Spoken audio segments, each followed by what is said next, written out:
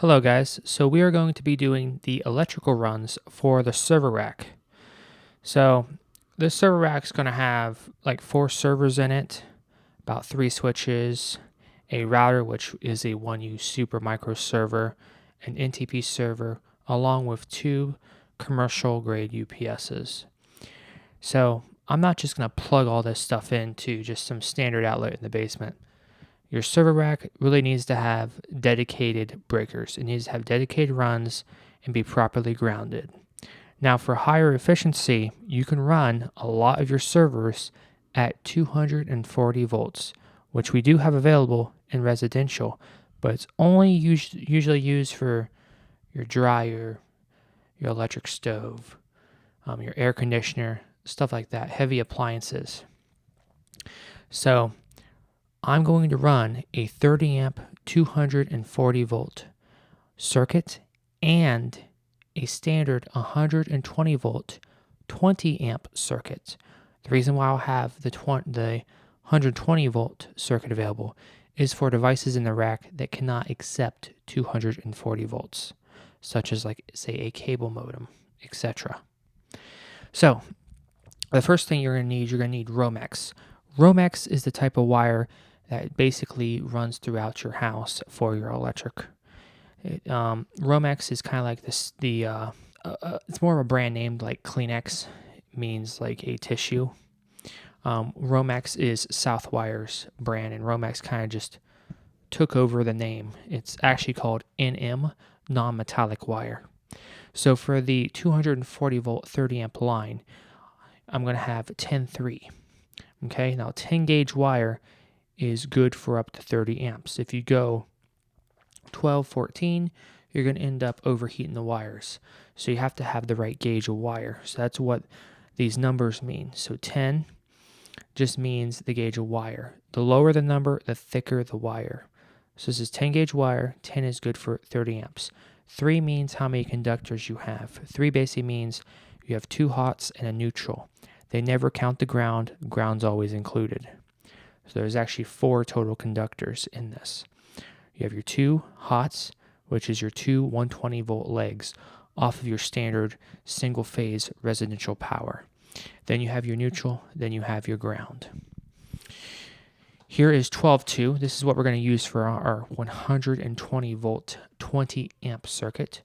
So 12 gauge wire is what you use for that. So you only need 2 conductors, your hot and neutral, because you're not having that second 120 volt leg, because this is not for 240 volts. This is for 120 volt circuit.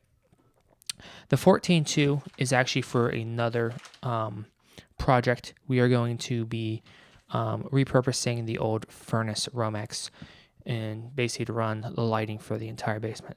So I will remove that from the video, but that's just so you can see the different Romex is available. 14 gauge is good for 15 amp circuits.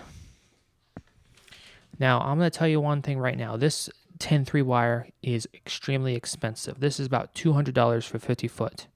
So I'm going to be running from the breaker box all the way into this room to the server cabinet. And I measured it to be roughly 35 foot. However, you can't buy this in 35 foot. The nearest length is 50 foot. So I had to go 50 foot. So here's the wire for that. I'm going to go ahead and open this so you guys can take a look at this wire. Now let me tell you guys something right now. This right here, 50 foot of 10-3, this is some heft. You're talking, this is like 20 pounds of wire. This goes for a pretty penny. So if I was to strike an end of this with a utility knife, I can show you the inside conductors. This is some thick shit right here.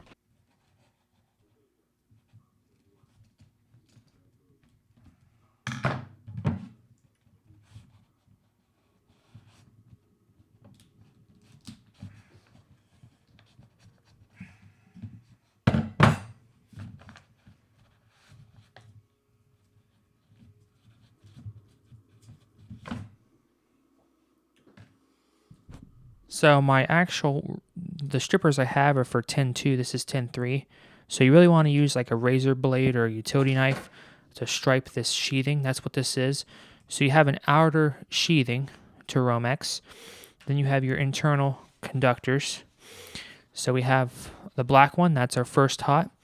Red is secondary hot. White is your neutral.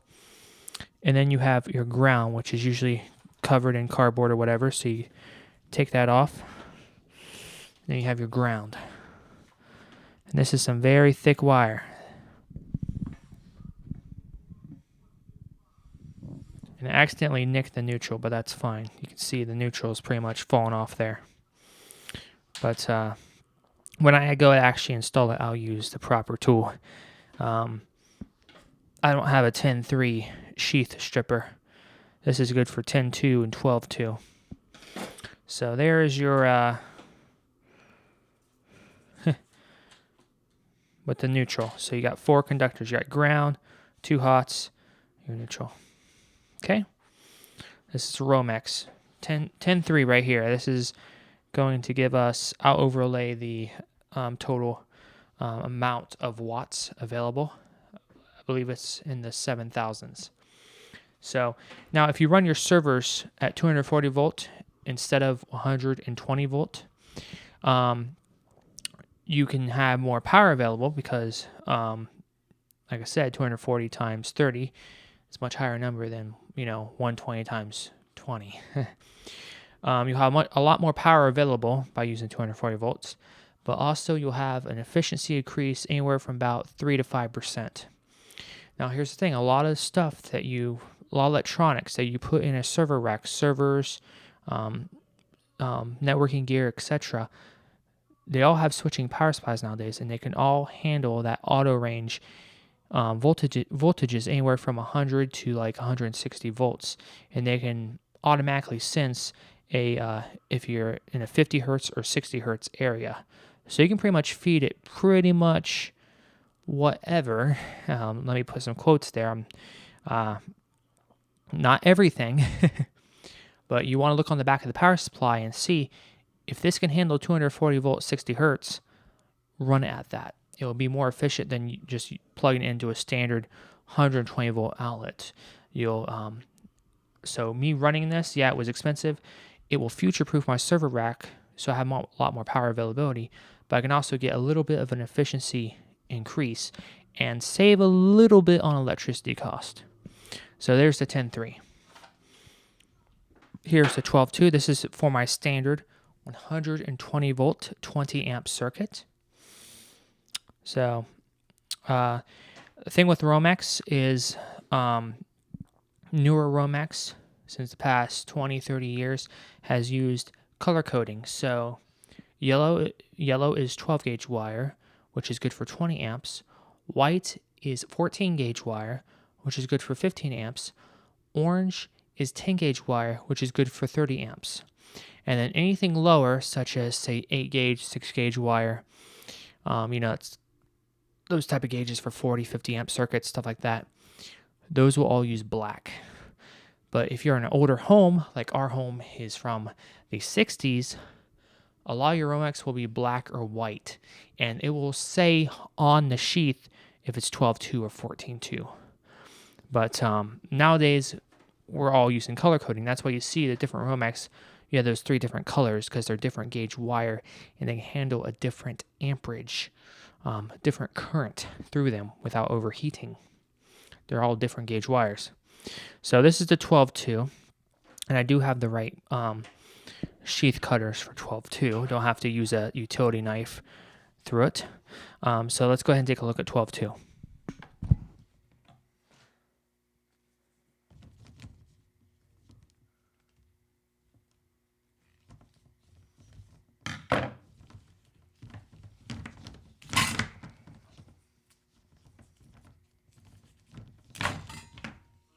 So here is the sheath. Came right off without nicking any wires because these strippers are for 12-2. 12-2 is going to be a lot more common than 10-3. 10-3 is not only in a residential home. You're only going to see it for your heavy appliances such as your air conditioner, your stove, your dryer, stuff like that, water heater. So there is our 12-2. This will be for a normal 120 volt circuit. So your normal outlet. Now that 10-3 you saw, the orange wire, the big thick fucker, that's going to have a much bigger outlet, similar to like a dryer outlet.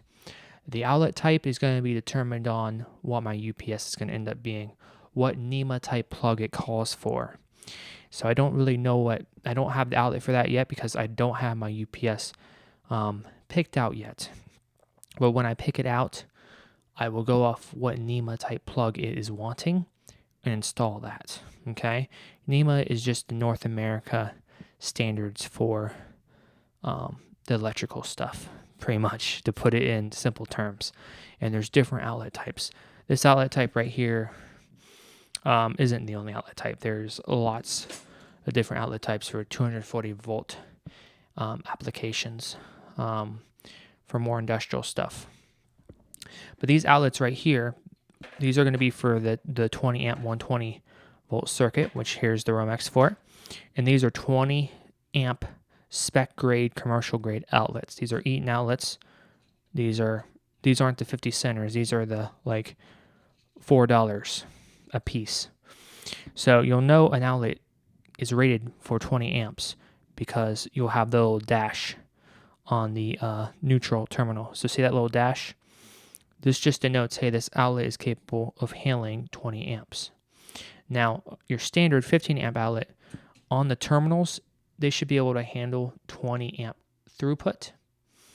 But from something actually plugged into it, they're not really rated for 20. They're rated for 15. These are fully rated for 20. So you can plug something in this, pull 20 amps from it. So these are basically high quality here. These are commercial grade 20 amp receptacles. So that's what that dash means. If you're curious, it means they're 20 amp plugs. They can handle a 20 amp circuit. So there's the Romex for that. Cool. So we got our Romex. So here's going to be the outlets. This third one is for another project. I'll set that aside. But here's our 20 amp Eaton commercial grade receptacles. In electrical terms, these are not called outlets, they're called receptacles. So these are going to be for the 120 volt circuit. The outlet for the 240 volt circuit, like I said, it's not picked out yet. So we don't have it on the table. Here is going to be the junction box that's going to house these two receptacles. It's going to be a duplex configuration with a metal faceplate. So there is that, and that is how we will configure that. So, like I said, metal faceplate, solid box. We have our, I believe these are 3/4 inch knockouts. These are going to be your knockouts that will fasten and secure the Romex to the box and to the electrical box. So there is that. We have our NM cable staples. These are basically Romex staples. These are what's going to staple the Romex to basically the floorboards and any beams. This basically fastens it to the wall or, floorboards. Now we have 8 gauge pure copper wire. Now this right here is for the server rack chassis. The chassis itself, the server rack, has to be grounded to your utility ground using 8 gauge copper wire. So this is 35 foot of it. And the reason is because that entire server chassis is metal. And if you have a situation where you that accidentally becomes hot, you don't want to touch your server rack and get jolted. So they really would like it to be grounded. I heard there's also specific situations like high airflow situations that can cause some static or something like that. So it's always a good idea to have it grounded. It calls for it being grounded. We're going to do it properly and get it properly grounded. So here's the 8 gauge copper wire for that. This will run straight to the breaker box and connect to your main ground bus bar.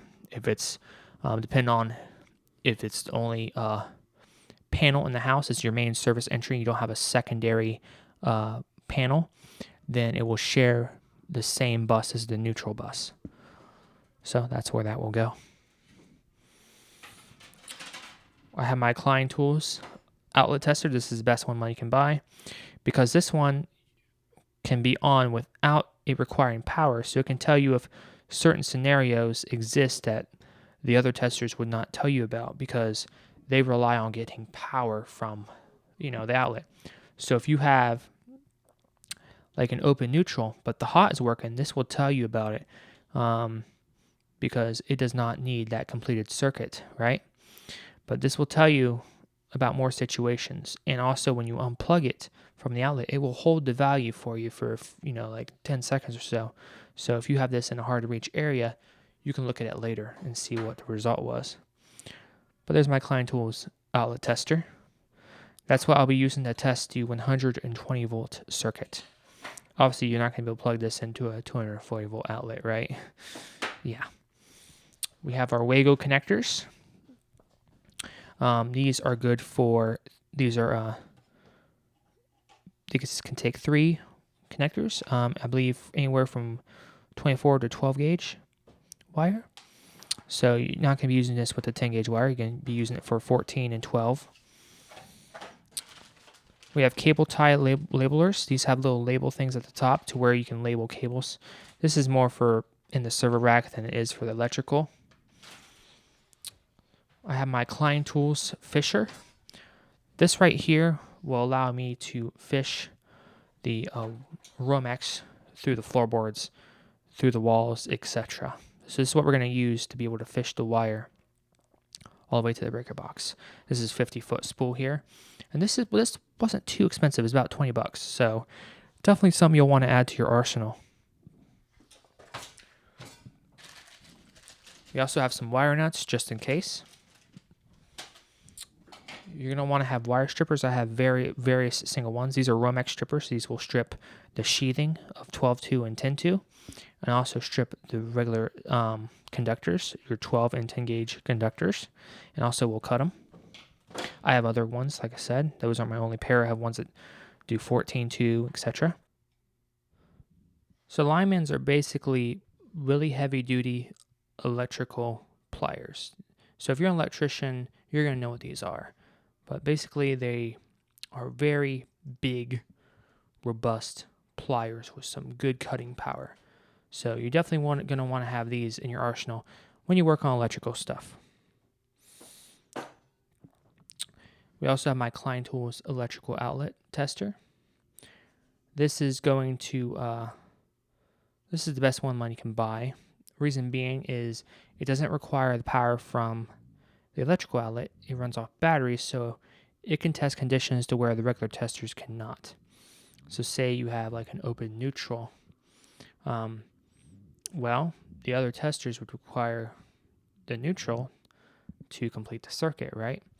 Well, this would be able to detect that hot only condition. It can detect other certain scenarios as well. So another good thing is it can also hold the results for I believe 10 seconds or so. So say you have the outlet in like a hard to reach area, the tester, you can pull it out and then look at the results later. So there's my tester.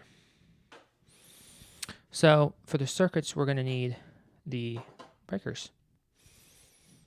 So I have a Square D home line panel. We recently were upgraded to 200 amps. We got rid of our old 1960s GE load center. Definitely a major upgrade. So here is our 30 amp double pole. Now a double pole, you'll see it has these two combined side by side. This right here gives you your 220 volt legs to give you your 240 volt circuit. So you're going to see these type of breakers, these double pole, that's what they call them, or they call them two pole breakers. They're for 240 volt applications, such as your air conditioner, your clothes dryer, your electric water heater, your range, aka your stove, stuff like that. and aka your server rack, right? So there is the Square D 30 amp 2-pole breaker we are going to be using. And you can see they did put some compound on the legs there. I believe that's like an anti-oxidation type of compound they put on there. But yep. So there's the 30 amp 2-pole breaker. For our 120 volt circuit, here is our single pole 20 amp breaker. And these are both home line Square D breakers. So when you put breakers into your breaker box, you really want to stick with their breakers. There are other brands that make compatible breakers. Don't do it. Get the right fucking breaker for your breaker box. So both of these are the correct breakers for my Square D homeline panel. And breakers aren't that expensive. Like the 2 poles are generally like $10, $10, $12. The single poles are like $5 all day long. So there's the breakers. We have some tap cons. These are for drilling in the electrical boxes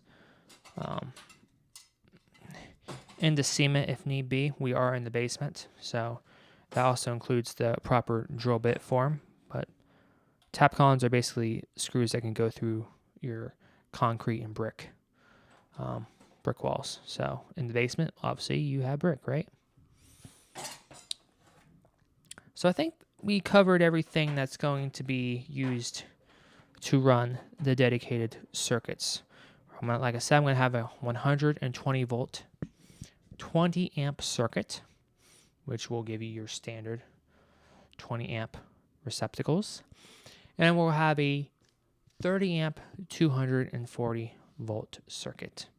I showed you the Romex, showed you my linemans, outlet tester, solid core copper for the grounding, labels, Wago connectors, Romex strippers, which I have others as well. Wago connectors, you got your knockouts. You'll also need these for whenever you install a new circuit, and the technical term is a branch circuit. Whenever you install a new circuit in your breaker box, you are supposed to use one of these knockouts. The size escapes my mind, but I'll, of course, overlay it. I believe it's 3/4 inch. And it uses a 1/2 inch knockout. Okay, guys. So welcome to my basement. I bought a brand new LED work light, which I'll be using when I go ahead and install the circuit. I have this nice work light that I bought that will allow me to see under the bench and everything much better. It's on a tripod, so it can mount up and down like so. You can put it out like this, so I'll be able to see under the bench way better. I don't know if that makes a difference on camera, or that probably messes up the exposure on the camera. But I'll be able to see what the hell I'm doing. The 10-3 will be ran. The breaker will be staying off, and the ends will be wire nutted, and it will just stay there until we have the proper receptacle for the 240 volt circuit. That will come at a later time. Here is the 10-2 line for the air conditioning, just floating. This right here is most likely 10-2. This is going to the air conditioner. And the reason being is on a lot of air conditioning circuits, sometimes they will use the ground wire as the neutral and use the hot and neutral wire as both the hot 120 legs to make the 240 volts. In the breaker box, you have to mark that neutral wire, which is usually white, right, is being used as a secondary hot. That's how a lot of HVAC people will do it. I don't agree with it. You should use 10-3. I think it's just being lazy, but that is most likely 10-2. You can see it's orange, so it's probably color coded, and it's just hanging there, just floating, because there's no workmanship when it was done. They just throw it through there. Don't staple it to the fucking beams or anything. No, don't do any of that, right? We're going to do a much better quality job than that. We're not just going to fucking throw it through there. But and you have your 14.2 for your furnace. That they actually bothered to somewhat staple up. So now we're going to proceed to the breaker box. Okay, guys, so we are at the breaker box. This is our 200 amp square D panel. This was recently installed just last year. We had basically our old 1960s GE load center removed because there was a lot of double tapping. Double tapping is where they add additional branch circuits to a specific breaker when it's not rated to take multiple branch circuits. It's only rated for one Romex conductor on it, not 2 or 3. But we had that situation. That usually is a situation where you've ran out of breaker spaces on your breaker box, and newer breaker panels can handle tandem breakers, which gives you 2 separate breakers taking up 1 slot space. However, this breaker box was so old it did not support tandem breakers, at least not safely. So we open this up. I don't know how you guys can see on camera. All brand new breakers. We have a double pull, 2 slots available for when we add a backup generator down the road. So these are just in there for blanks, just to take up space. But everything's properly labeled. We got 200 amps available. They updated the main SE service entrance wire. But you see we have a few double pulls. Double pull over there. And this can hold up to, I believe, 42 breakers. And then, of course, if you use tandem, you double the number, right? So we're going to go ahead and take this panel off. This is only to be done by people that know what the hell they're doing, a certified electrician. So this will accept a Phillips, flathead, or Romex. I recommend using Romex, or not Romex, Robertson. I recommend using Robertson.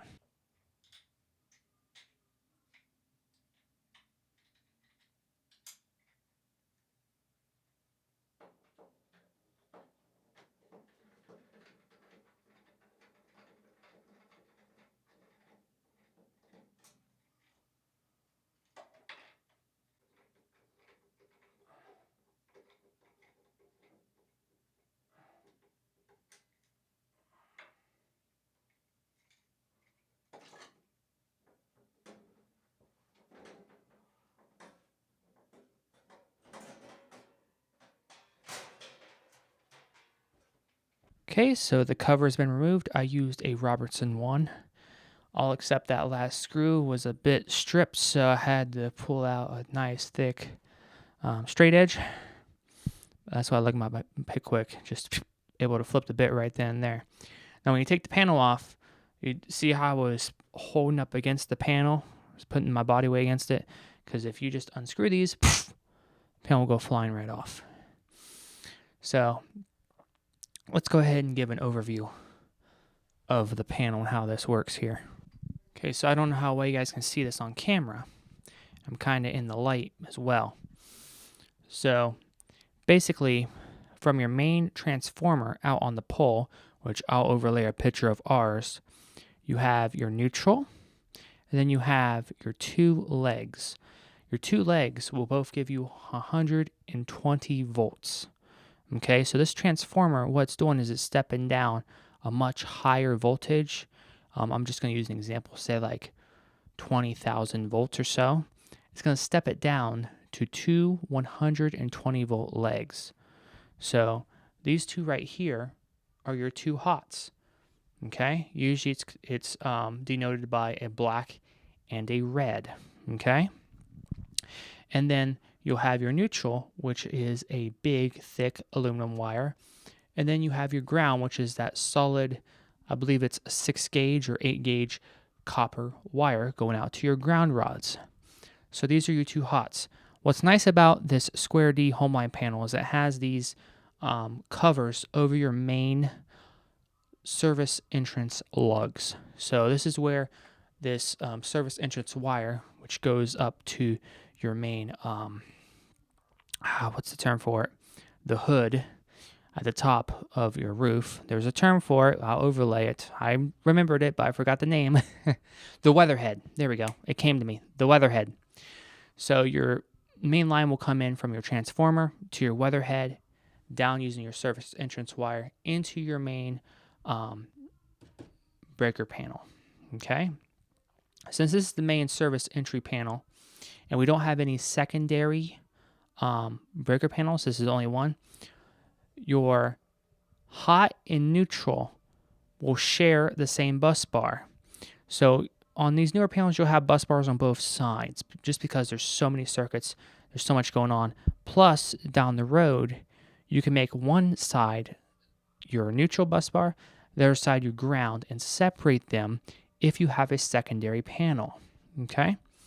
But right now, both of these bus bars share the role of neutral and ground. Okay? So you'll notice your neutral wires are usually going to be the white wire from your Romex. Okay? And then the ground is a solid copper. So you see there's a really thick ground wire right there. That is one of our main ground wires from our grounding pole. Okay? Well, the ground rods.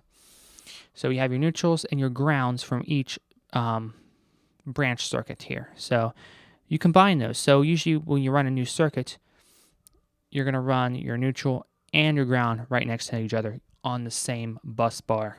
Okay?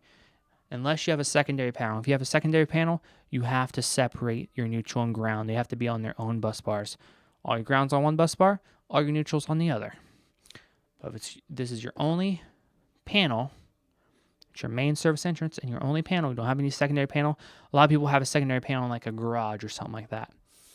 But you don't have a secondary panel, they can share the same bus bar. Okay? You tie your ground right into it as well. Sometimes the ground can also be tied in at the top.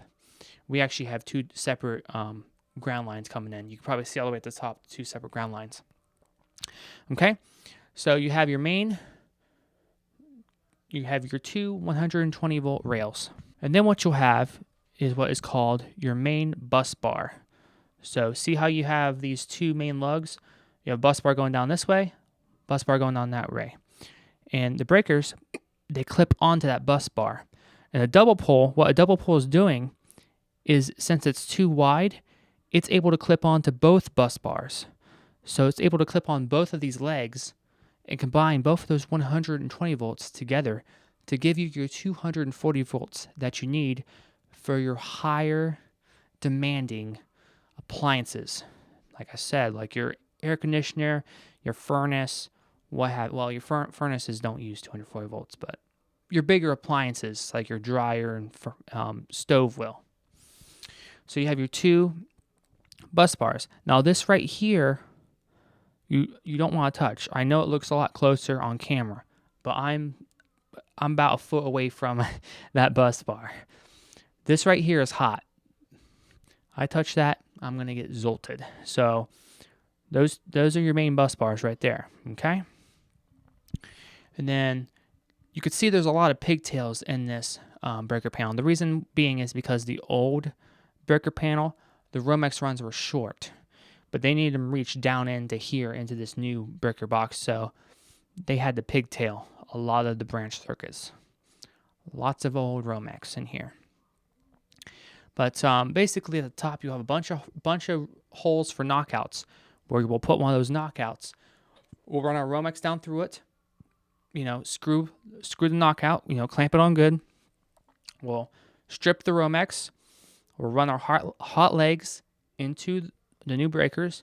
We'll run our neutral and our ground into one of these bus bars, depending on what side we put the breaker. Put the breaker over here, we're going to put it on that side, okay? So let me go ahead and pop in our new breakers so you guys can see that process on camera. I don't know if I can hold a microphone and do it at the same time, but we'll see what I can do. So I want to put my my double pull on this side. So how we do that is there's on this side, there's a little plastic lip, like little ledge on the outer side from the bus bar. This will sit like that, and then it will boop clamp on to your bus bar. You gotta be careful when you do this. You line it up right, and it clamps on. Okay, so I'll try to do it at an angle to where the camera can pick it up, and I might even zoom in on the camera angle a little bit tighter so you can see it better. But I'm right in the way of the light as well, which doesn't help. But it goes at like an angle.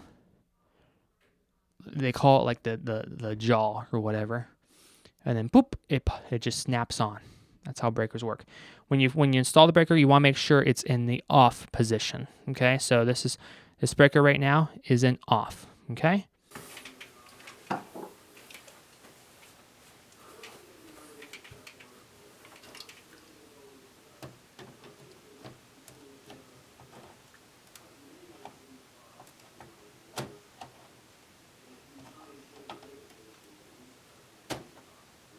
Here we go.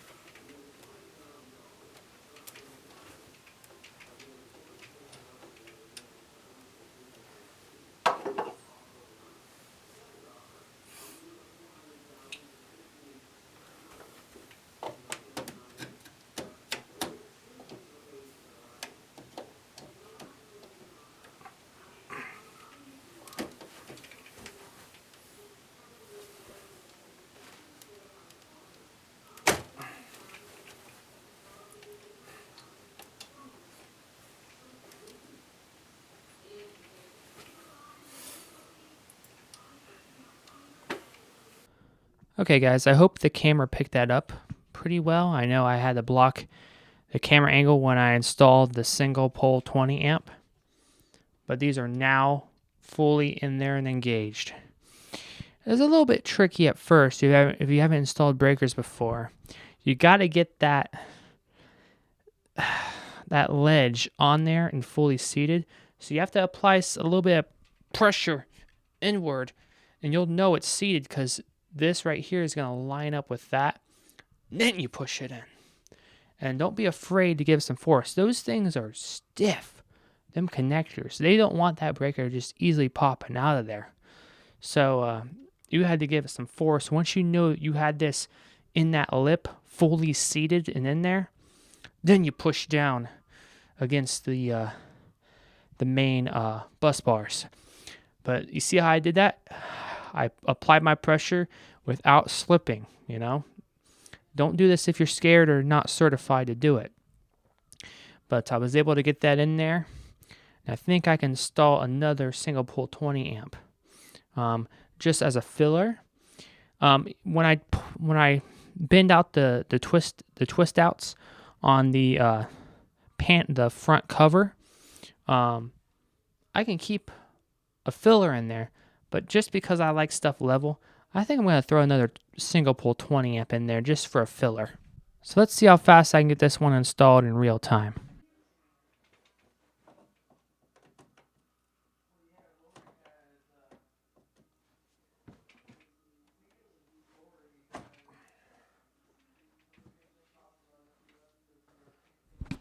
There we go, installed. I made no edits or cuts since I said that. So I installed another single pole 20 amp breaker in the circuit. Now it's nice and level. So we have our 2-pole, 240 volt, 30 amp circuit. And like I said, when you install these, you want to install them in the off position just because you have the freaking hot lugs right there, right? It's just a good thing to do. We have our single pole 20. That's going to run our 120 volt 20 amp receptacle outlets, just our standard outlets, right? It's going to be in the duplex configuration. And we have our 240 volt. So you have your two hot legs. We're not going to wire them up yet. That's going to be when we make the Romex runs. So that's going to be a fun little experiment, huh? So now what you got to do is you have to take a pair of pliers or linesmen and bend out the twist outs on your on the cover, because when you put the cover back in, you won't be able to put the cover on because you just installed some new circuit breakers. So I'll show you how to do that here in a sec. So remember that that 2-pole 240 volt breaker takes up 2 spaces on the twist outs. So you're just going to take a pair of linesmans and basically bend them out.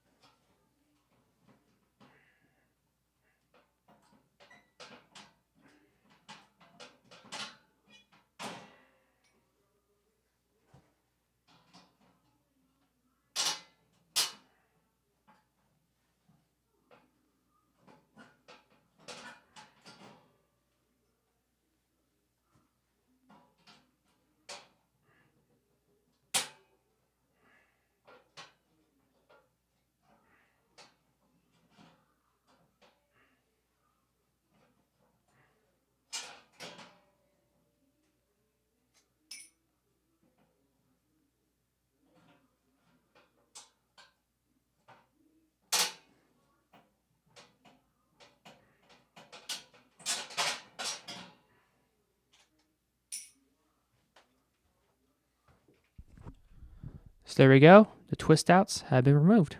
Okay, so now I'm going to install the knockouts. You're probably not going to be able to get this on camera very well because it's all the way at the top of the panel. You could put them on the side of the panel, but there's no reason to. We have plenty of knockouts available at the top. So all you do is there's these perforated holes in the metal. You take a flat head screwdriver, take a small hammer, or you just pound it with your palm and knock out one of the knockouts. Then basically you take one of the 3/4 inch clamps and you basically put it on, screw it on, and you're ready for your Romex to be put through the clamp. It's pretty self-explanatory.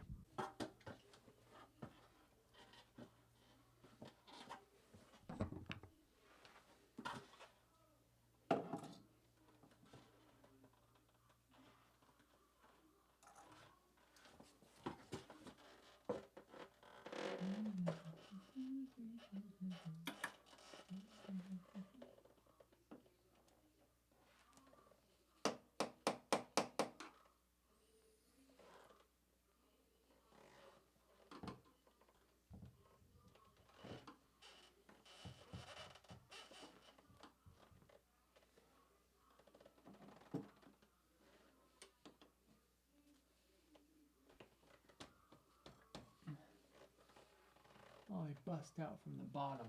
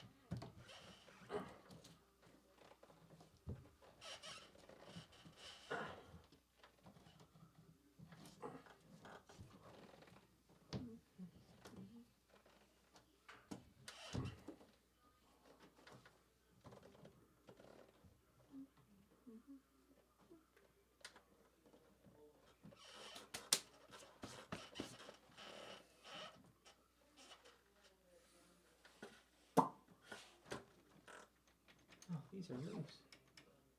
What a fucking joke.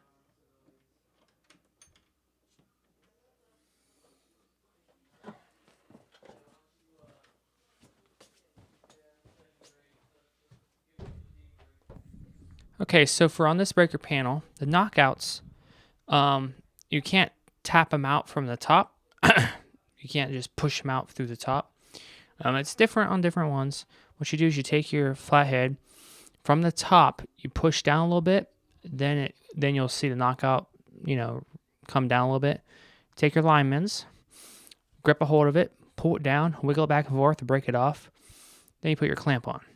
Now that 14 gauge wire you see, that's not for the server rack project. That's for another side project, but it needed to be put into a clamp. And so that's why I already did that and knocked that out. But I put the clamps on, and I noticed the clamps for some of the other branch circuits are loose.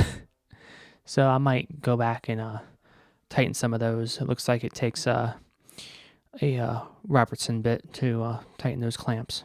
So take out my trusty Pickwick, and I might tighten some of those up.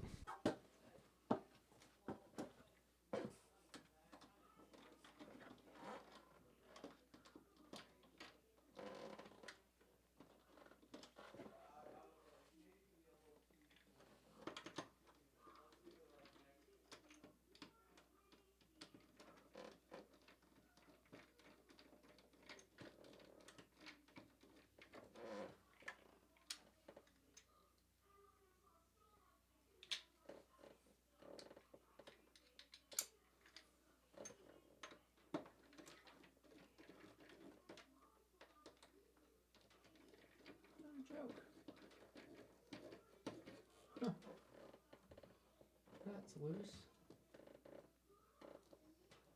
That's fucking loose.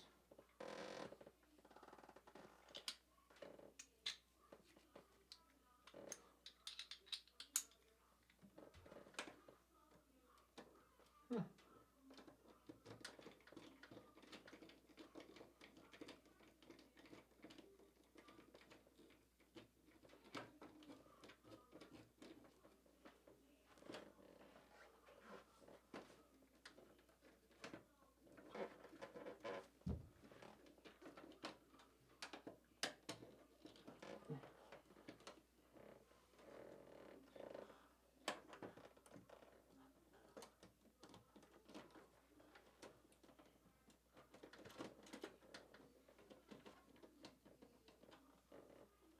Those are secured.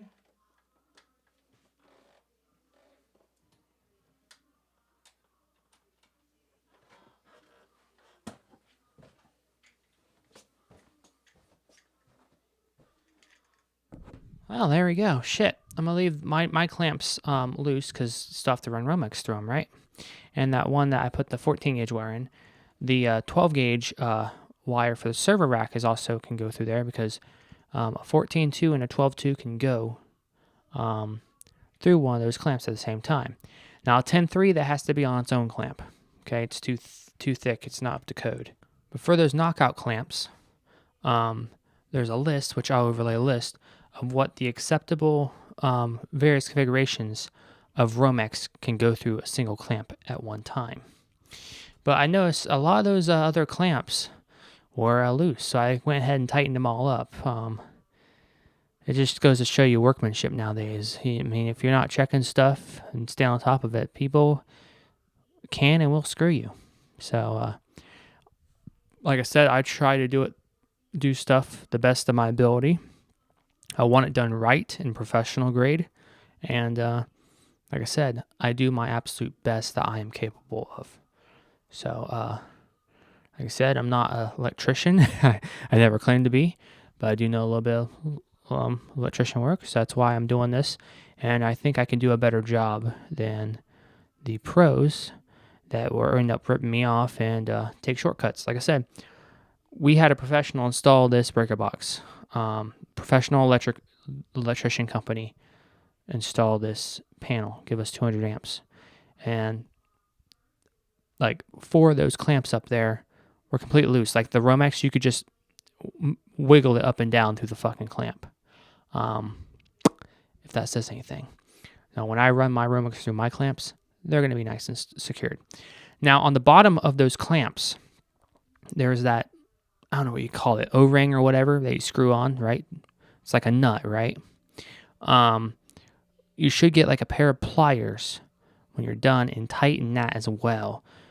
You might want to use like I don't know what the name of it is, but like a C clamp plier or whatever you want to call it. They're pliers, but they have that C to them. Make sense? That C shape. Whatever those are called. I think those would work best for tightening those clamps onto the actual electric panel. And then as far as tightening the clamp to the Romex, you can use Robertson or Phillips bit. They look like they can take either. I prefer Robertson whenever you can use it. It's a bit more secure connector. Has a bit better bite to it. But yeah, as far as those clamps, as far as clamping the Romex onto the clamp, like 4 or 5 of those were completely loose. And this was just installed last year. They don't come loose like that that quickly. So anyway, guys, we will continue it after this. Tomorrow I will be doing the cable runs. So we'll pick it up when we get to that. Okay, so starting out, we try to run a fish wire down through the floorboards here over to the breaker panel. And this isn't the first time my brother's using one of these devices and struggling. So we attempted to run the Romex in between the floorboards, which goes over to the other room, which has a ceiling, so it's not an easy thing to do. You have to fish the wire over to the breaker box. And what ended up happening was we were hitting a beam that was going the other direction. So we had to end up eventually going with plan B.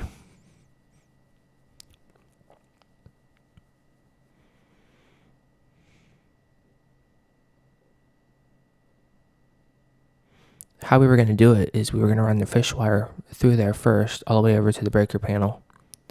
And then I should be able to see that sticking out.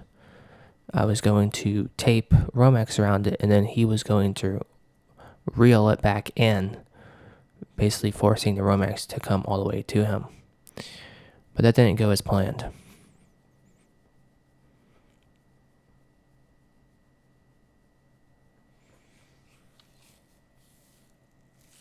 We thought, okay, why don't we start the breaker panel? So we tried to fish going that way. And we were still hitting beams. We put a work light up there, my work light that I have, to better see through the cavities. And indeed, there was a beam going the other direction, basically impeding on our ability to fish Romex all the way through. So I'm like, I gotta see for myself. So I get up there, look down the cavity, and try to fish the wire myself to no avail.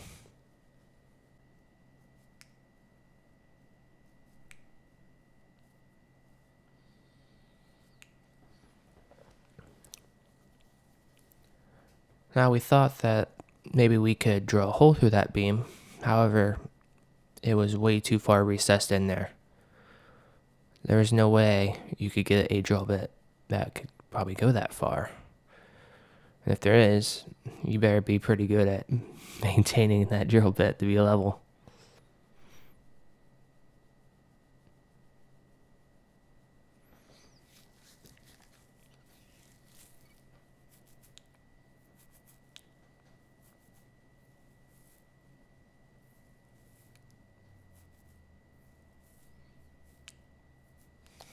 We see existing Romex runs going through that cavity, so we thought if we just follow those, we can make it to the breaker panel. However, those were likely installed before the ceiling to the other room was installed, and that Romex is indeed stapled to the beams and has a specific holes drilled for them.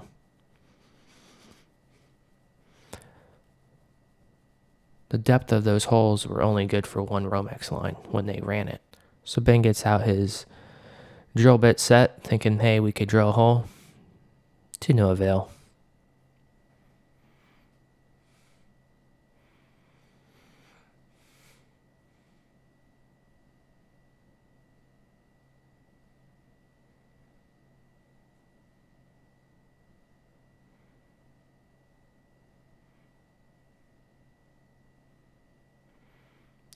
Thing is if you drill a hole, you have to be careful you're not going to hit any lines or anything else, causing more damage than good. Okay, so we went for plan B. So the first thing we're going to do is we're going to run the 12-2 line up this wall cavity here, up to that first beam that you see at the top there. Right behind that beam, there's a little hole that goes to the outside wall to the other room. This is how the furnace and air conditioner Romex was ran, because the electrician didn't want to go through the floorboards like we wanted to do to clean it up. So if they weren't able to do it, I guess we weren't able to do it either. So he was able to pull the Romex up through that wall cavity there. He's now going to feed it through the existing hole, which is pretty tight. And then I am going to pull it through on the other side. And I'm going to pull through as much that I'm going to need to make the run all the way over to the breaker box.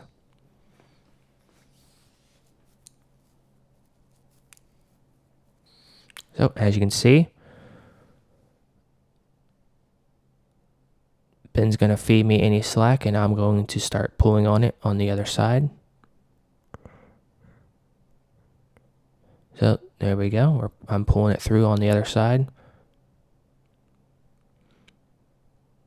You could see the orange 10-2 line for the air conditioner that's right on Ben, and the 14-2 that's right on Ben as well.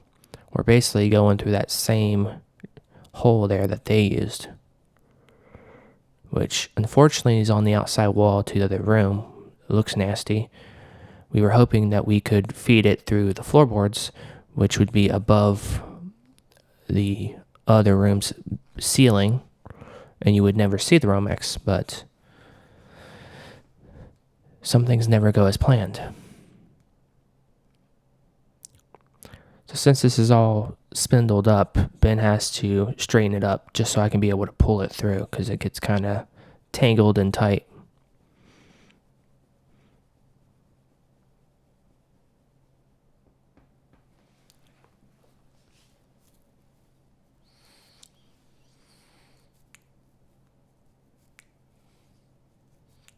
Oh, I'm still pulling it up. Ben's helping facilitate. As you can see, it gets kind of tangled. So you got to take your time, and you really need to have two people, one person pulling and another person helping to straighten it up and help feed it.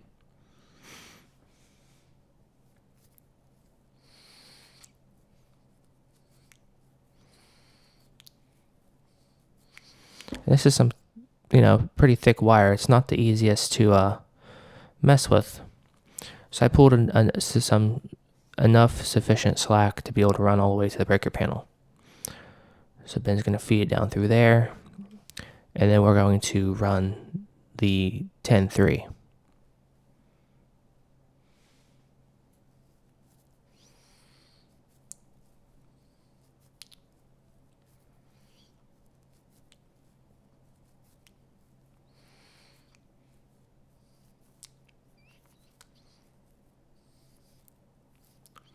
So I pull it through, and we just keep it there for now. We'll clean it up later when we go to install the receptacles. Okay, so now we're going to feed through the 10-3. Oh, Ben's straightening it up because this is some really, really thick shit. He's going to feed up through that wall cavity there, all the way up to that floor beam at the top there.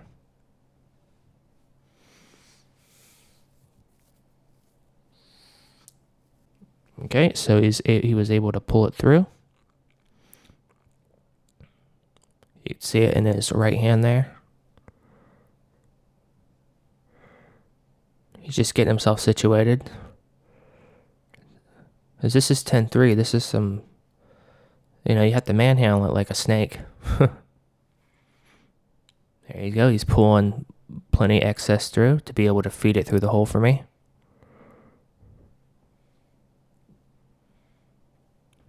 Okay, so I'm going to go over to the other room and then start pulling it through.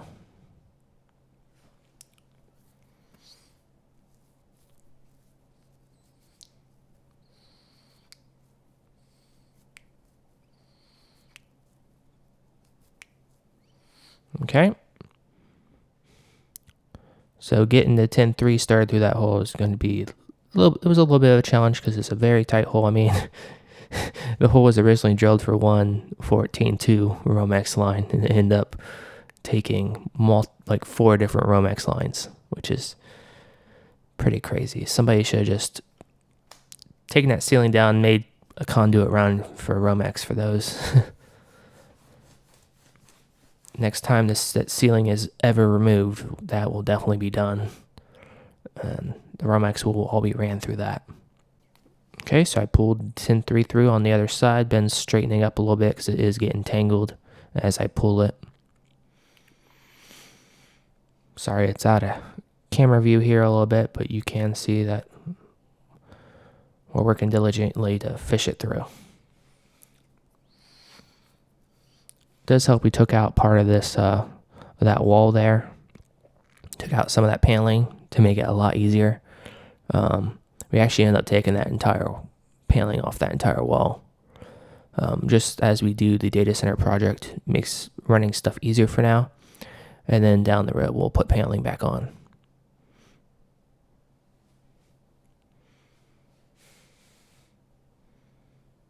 This is basically just in like a utility room, so it doesn't really matter if we see the wall beams or anything like that. It's in the basement.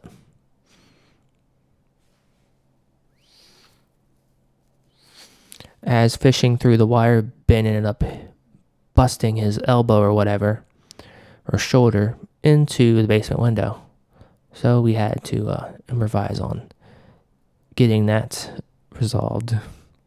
So Ben got out some tape. I'm not sure what kind of tape that is,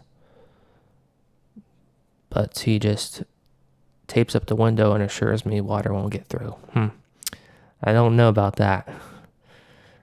I eventually plan on having that window replaced or just sealed over. But that 10-3 line you see dangling in front of the window there, that's not our run, that's the air conditioner run. I know, very sloppy work, right? Now, we still have to run the 8-gauge copper for the ground for the server chassis. So as you can see, there's Ben's redneck engineering, as he calls it. Okay, so here's the other room. As you can see, all the way on the right-hand side, you can see the 12-2 and 10-3.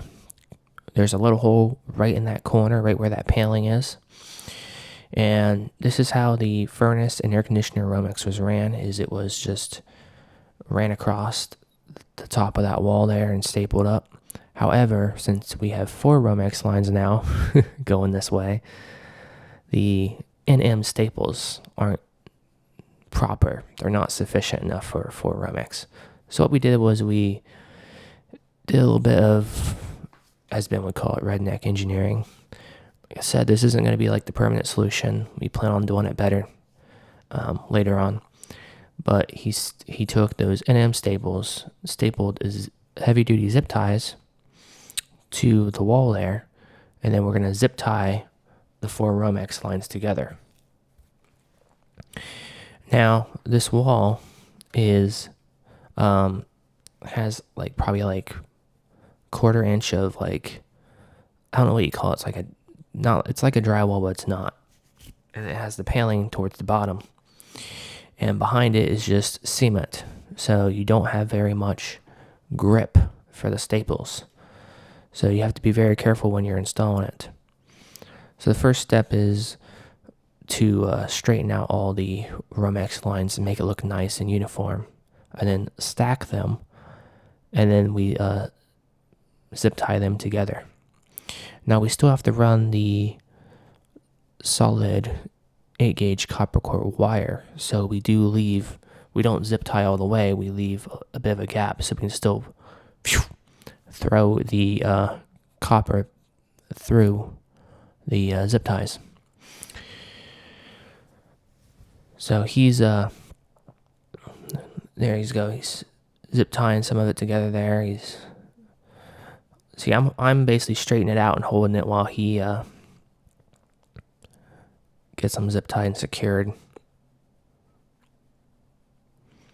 It's not very pretty to have 4 Romex lines going across the room like that, but as you can see the type of ceiling we have that's in that room there, and this is in the basement. You can see the ceiling. We were trying to run the Romex through the floorboards of that all the way over to the breaker panel, but we were hitting beams that were going the other direction, which is very unfortunate. Now, there was Romex lines ran through there, but that was probably well before the ceiling was put on. And the holes that exist for said Romex are way too tiny to put anything through or fish, so it's near impossible.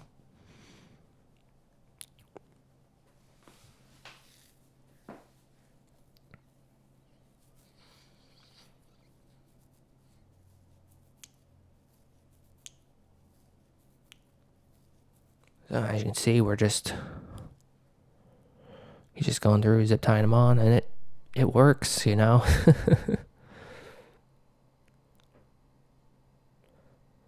It's not the nicest. I'm pretty sure he's going to want to paint over so they blend in with the wall.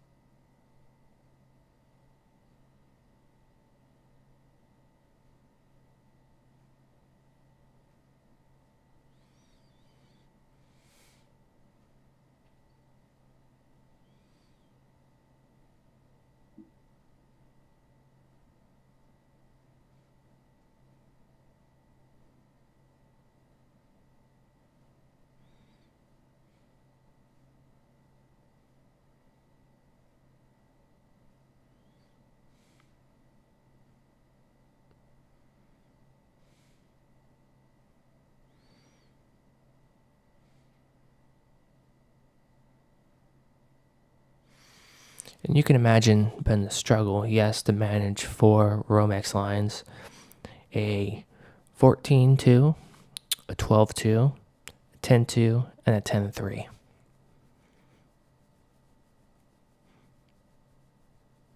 And they're not all the same color Romex because, they're different gauges, so it makes it even more ugly, right?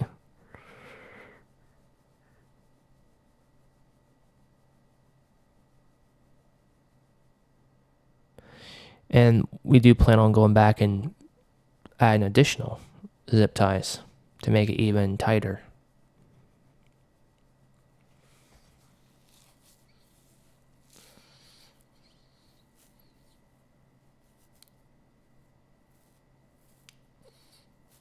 And I have little zip tie snips, cut off the tails. But like I said, you don't want to zip tie it all the way because we still have to run our ground for our server chassis.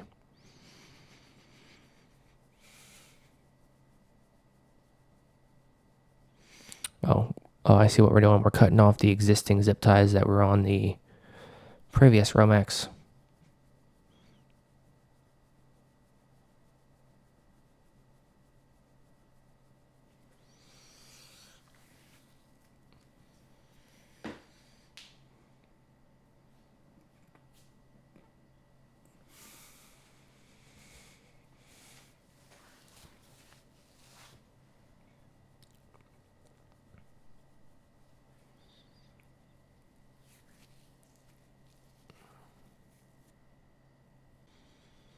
So you can see how the run's starting to go now, right? Like I said, we still got to run our ground. But Ben's trying to straighten it all out and stack them so they're look half decent.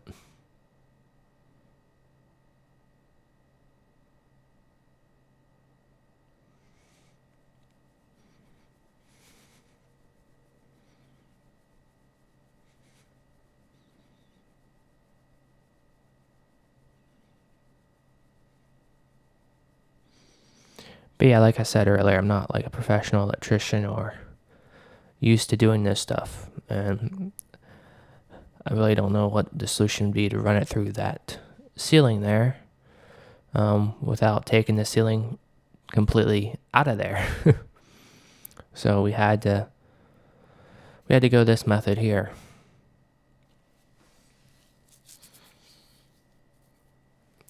Generally, if I can make it professional and clean, I will. I did not want to have to go this route, but it was a backup plan that we had to do, unfortunately.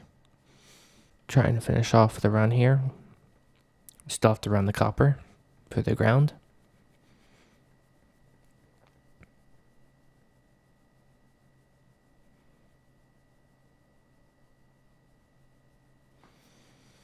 Okay, so that's mostly ran. So the next thing we're going to have to run is the copper wire. Okay, so I don't know if we ran the ground on video, but we did run the ground wire. So what I'm going to do now is prepare the 12-2 to go into the breaker panel. So first thing I'm doing right now is I'm just trying to straighten it up a little bit.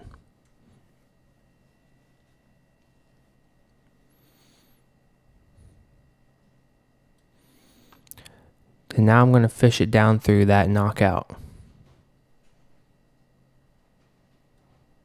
Okay, so I need to change out my bit to a Robertson bit and then loosen up the knockout so I can run the additional Romex down through that knockout.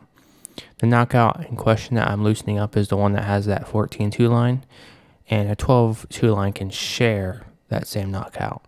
However, the 10-3 line will have to go through a different knockout by itself.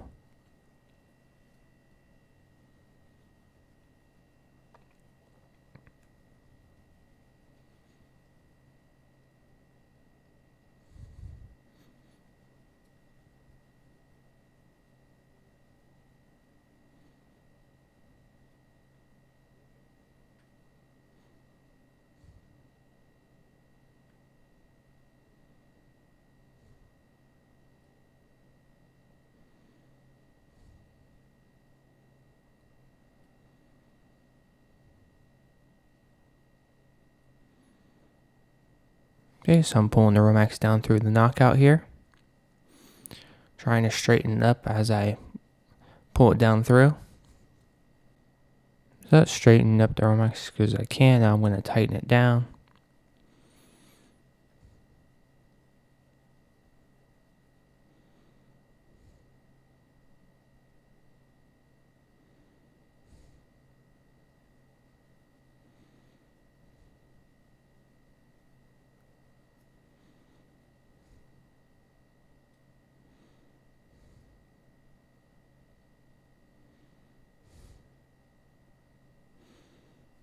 There we go. That's looking a little bit better there. Yeah, lots of twists and turns in that Romex.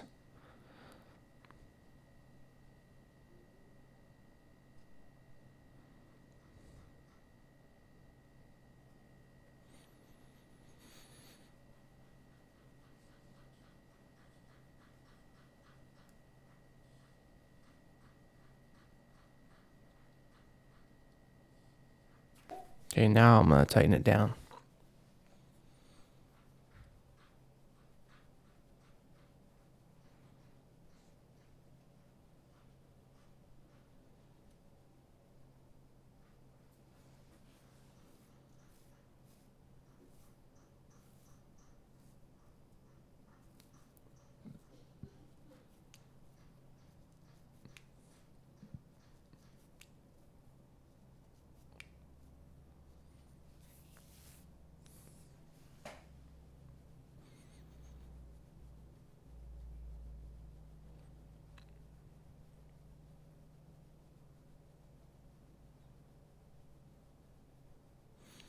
Okay, so now the Romex is secured on a knockout.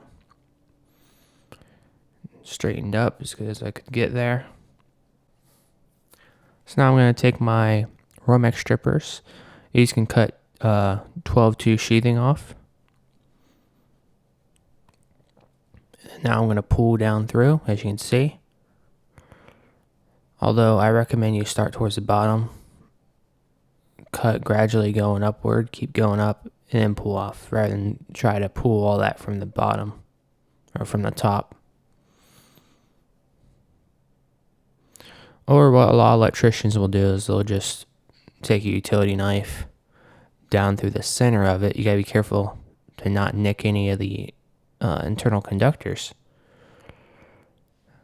But yeah, you have to basically flatten that line out and align it with the cutters, and then you do the strip. And then, as you can see, I'm taking the sheathing off right now, and that will expose the inside 3 conductors. Or some people also call it the jacket.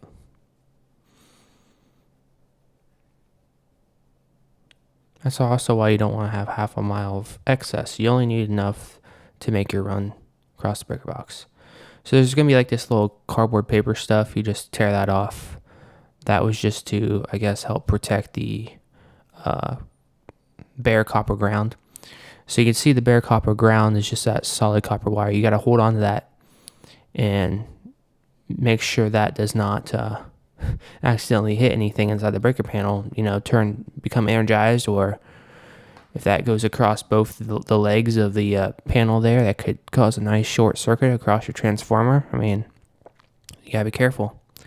So the first thing I'm going to knock out for the 12-2 line is I'm going to knock out connecting that ground. Since it's exposed in bare copper, it's best to secure that first. So I'm routing it all the way around the breaker panel because this circuit is on the left-hand side.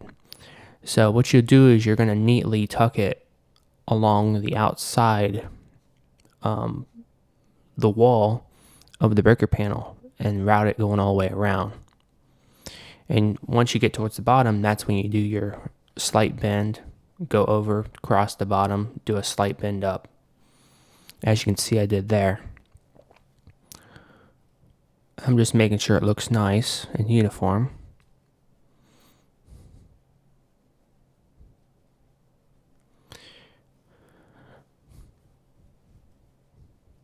But if you do that clean routing going around, it'll look nice. And then you'll do your bend to where you're going to bring it into the bus bar. So like I said, since this is my only panel, it's my service entry panel, there's no secondary panels, we're going to tie that ground into the same bus bar as the neutral line.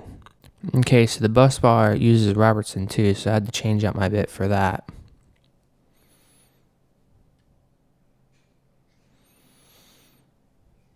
Luckily, I have a genuine Robertson bit pack from Pickwick.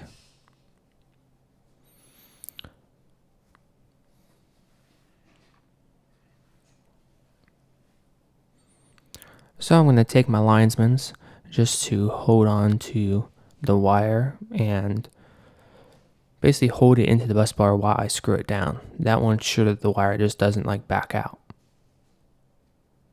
Cutting off any excess. And now I'm going to line it up into the neutral and ground bus bar. Stick it into the hole, and then now we're going to take my screwdriver and tighten it. And you want this run coming in right where the breaker is pretty much going to be. Now I'm going to tighten down the screw here, and that will secure our ground. Although you see, it looks like if you look at the wall there, it looks like there's sort of a bend in that ground, so there might be some excess I didn't account for. I think I might clean it up.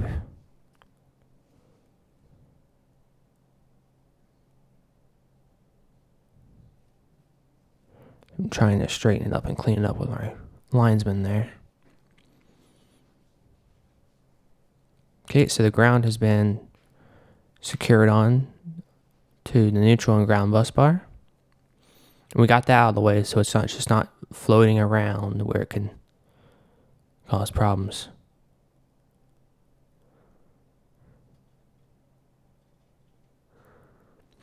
I didn't loosen up the screw to the ground. I loosened up the screw right next to it on the bus bar for the neutral.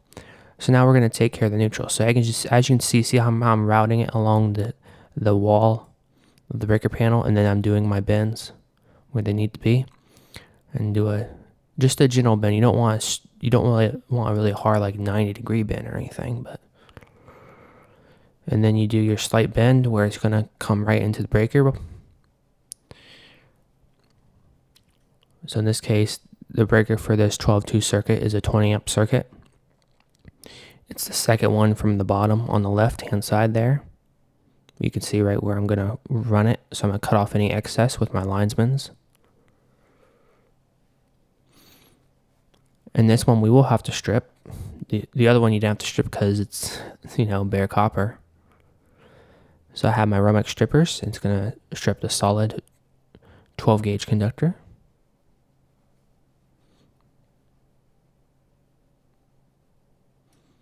Just like that. And you really only want to strip about, I'd say like half an inch, maybe about a quarter of an inch going into the breaker.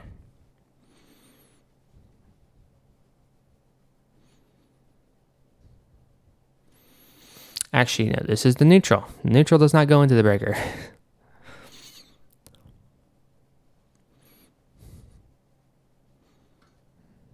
Otherwise, you'd have reverse polarity. That would be bad.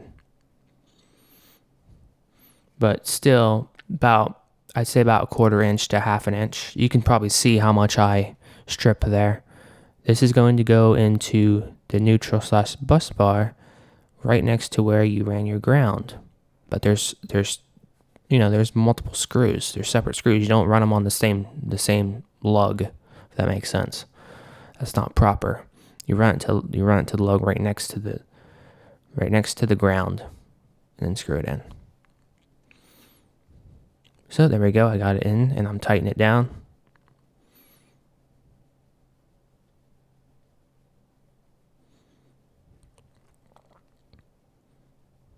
So it's especially important that you get these really tight. So I was making sure I got it really tight. Don't want your neutral to ever really come loose.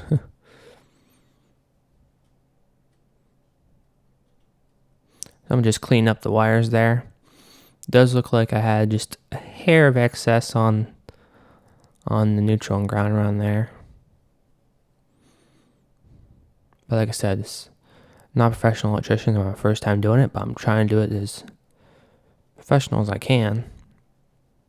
If I wanted to, I could take both those wires back off the bars and cut off some more excess. But it's good to have a little bit of excess just in case you ever need to, restrip the wire or move the breaker or something like that.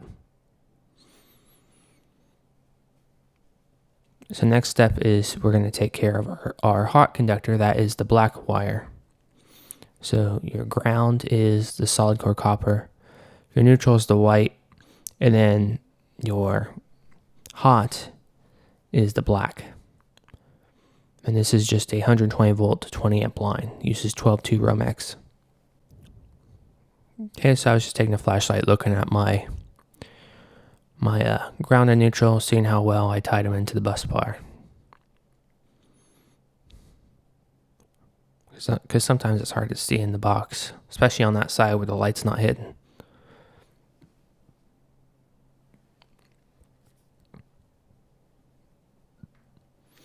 Okay, so now I'm running the hot. I'll begin doing the routing of it. You can see I'm trying to push it back right along that wall there and do my gentle bends across the bottom because this is going on the left hand side. You have to go all the way around the breaker panel. You can't just go across the top and go down. That's not proper. You don't really want branch circuit runs going across your SC wire up there. So you have to go all along the bottom. I'm take my linemen's, cut off any excess,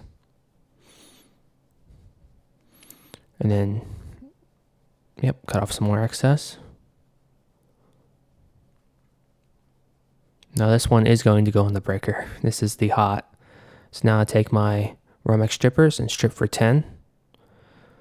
Just strip for 10 gauge wire. It's normal for it to pop out like that. You just pop it back in, no big deal. Now that wire is floating, just be careful it doesn't touch anything, but it'll be fine. So what I'm doing is I'm loosening up the leg on the breaker. Okay, so now we're going to secure the hot onto the breaker. Just doing the routing there, just making sure it pops back in there, looks nice. Before you put it in the breaker, you'll have to loosen up the lug, which I already did.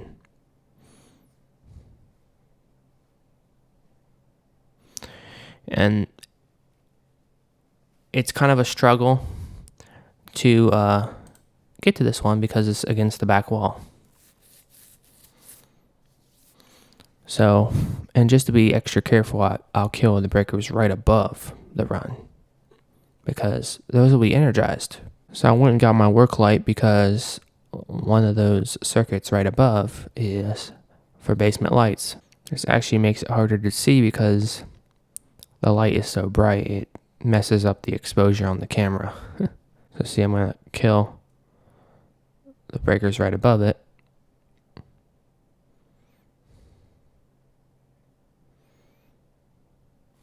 Now I'm going to take my linesman's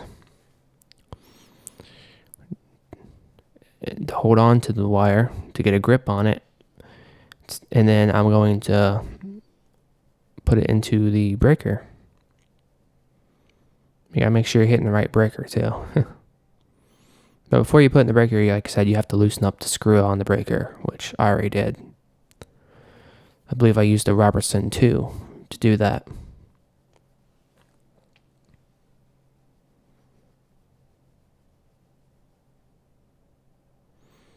Sorry if it's kind of hard to see, but you can kind of get the gist of what I'm doing here.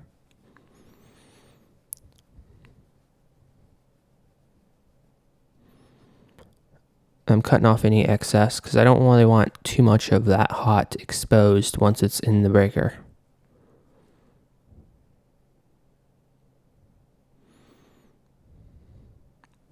Once you get it in there, then you can secure it. So there we go. Now I'm securing the hot onto the breaker. It's a very tight space because you're right against that back wall there. You don't really have the best view.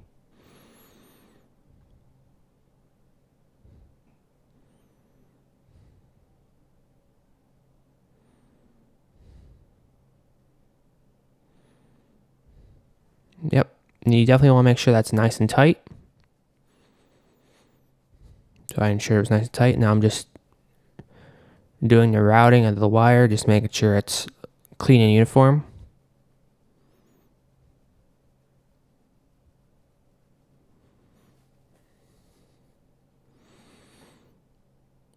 So there's the 20 amp circuit, 120 volt, 20 amp circuit for the server rack. Has now been installed to the breaker panel.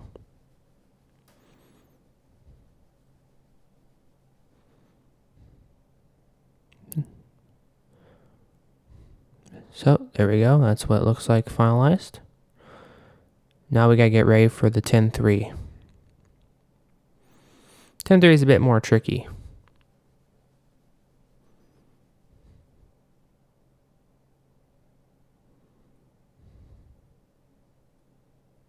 So the first thing I'm doing right now, which is off camera, is I'm loosening up the knockout for the 10.3. The 10.3 is going to go in its own knockout. So I got Ben to help put the 10.3 down through the knockout since it's a bit of a big boy. I mean, this wire is some very, very thick stuff and hard to maneuver. So it did take a little while. It took a little bit of struggle to get that 10.3 down through the knockout and to get it nice and straight.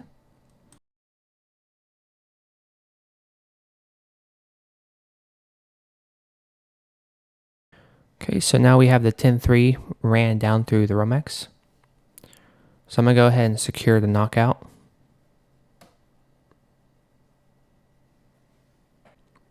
Okay, so the knockout's been secured.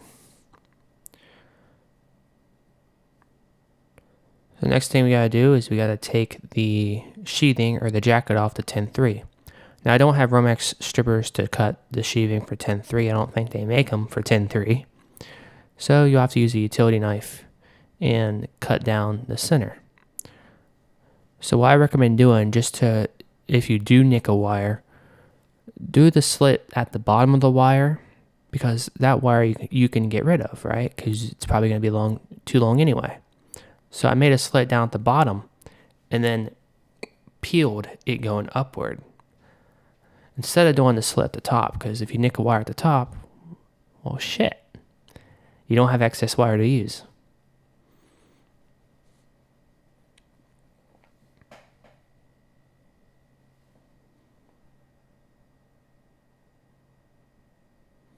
So you see how we peeled it? Peeled after we made the slice at the bottom. Peeled it all the way going up. And then you just take a utility knife and then cut off that excess sheathing there.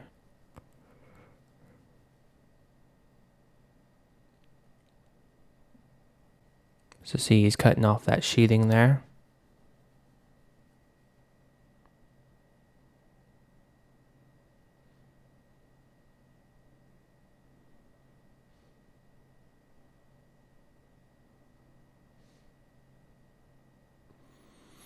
So there's our conductors. I'm going to take off that paper there. And then you see there's paper around the solid core copper wire there for your ground. We just take that off. So notice I'm trying to maintain holding on to that ground there. I don't want that just flying around, touching something and becoming energizing, or touching both the legs of the panel there and causing a short circuit or anything catastrophic. So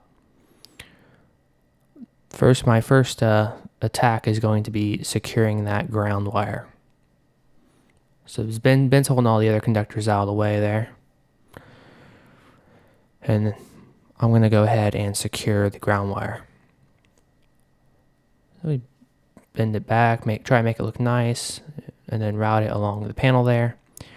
Now this circuit's going to be on the right hand side, so this is going to be a little bit easier to see.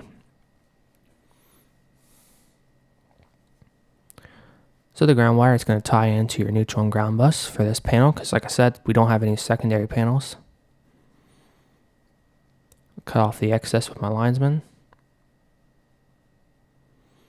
So see how I'm holding on to the linesman with my I'm holding on to the wire with my linesman.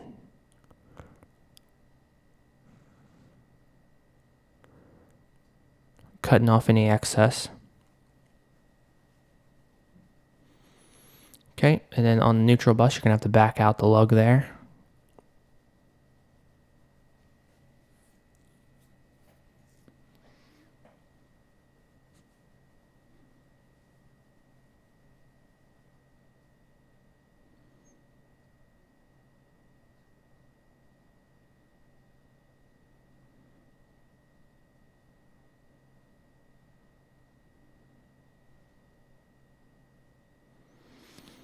So there we go. I secured it into the neutral and ground bus bar there. And now I'm going to tighten it down. Make it nice and tight.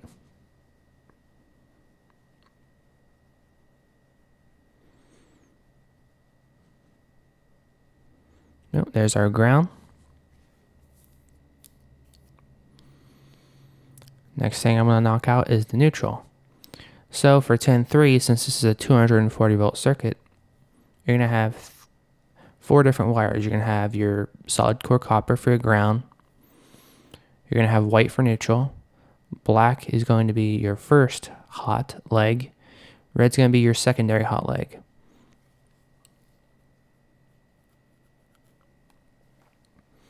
So there we go. I was just making the bend, cutting off any excess.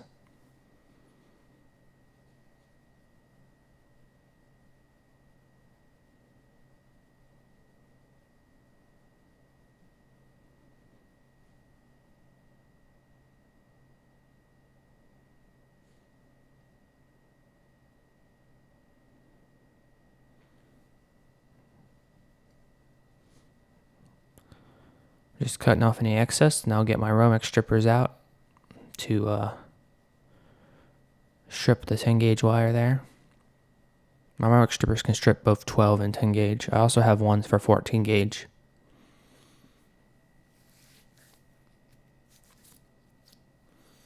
Oh, there's my Romex strippers. So I strip about an inch or so, maybe about half an inch.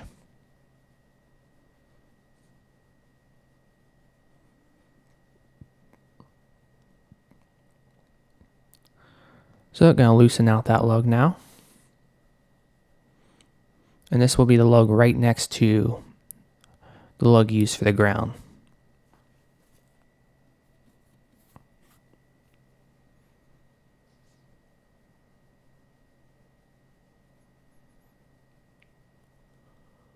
So I'm holding it in there with my linesmans, and then now I'm going to secure it.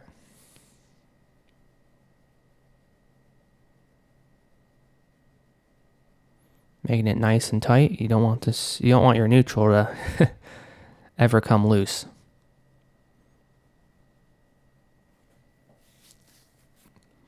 You'd have a floating hot situation, and that wouldn't be good because it's trying to find a path to ground.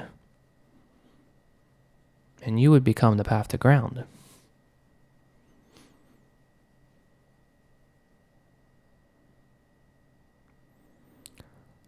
So now we're going to run our first hot. Now, since it's a 240 volt circuit, you're going to have a double pole breaker. So it's going to have 2 lugs on it. One for each hot, if that makes sense.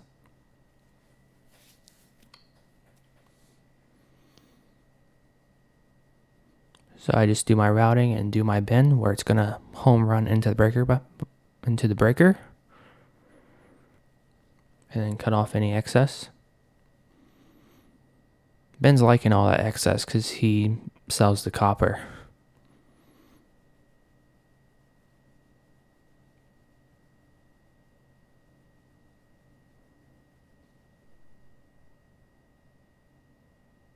Gonna go ahead and loosen up the lugs.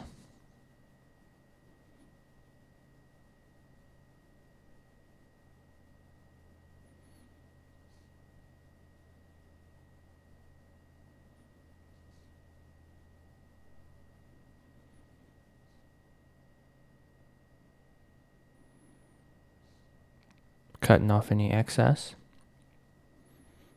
I'll get my linesmans out to get a grip onto that wire.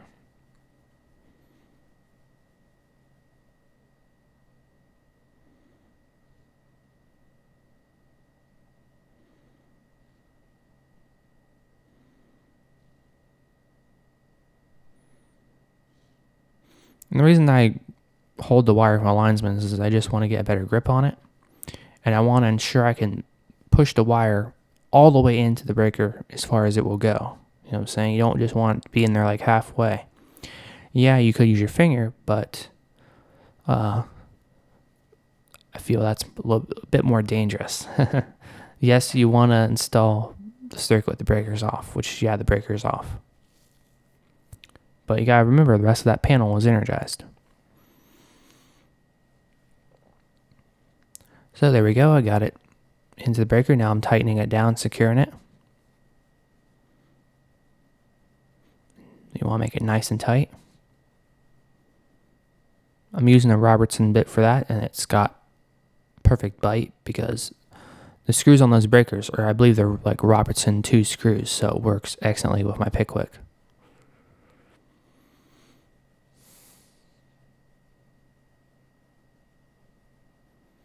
Oh, there's the first hot ran. Time to do the secondary hot.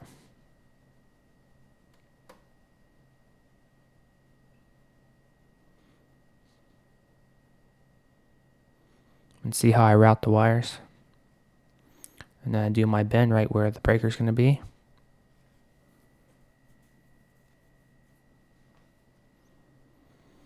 Cut off any excess.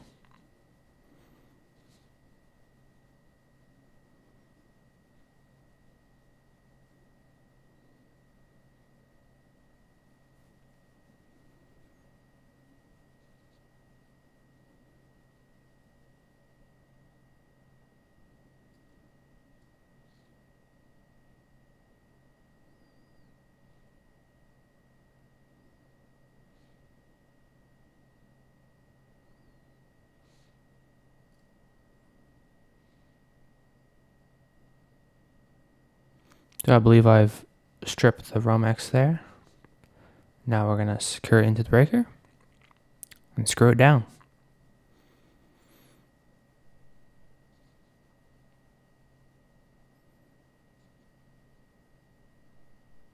Just like so.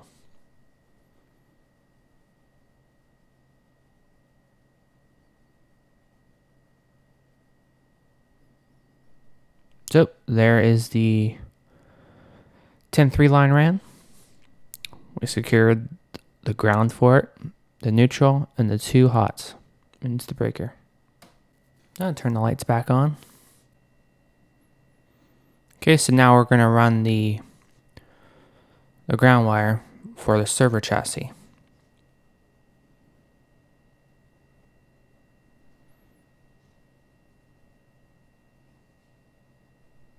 This will tie into our utility ground.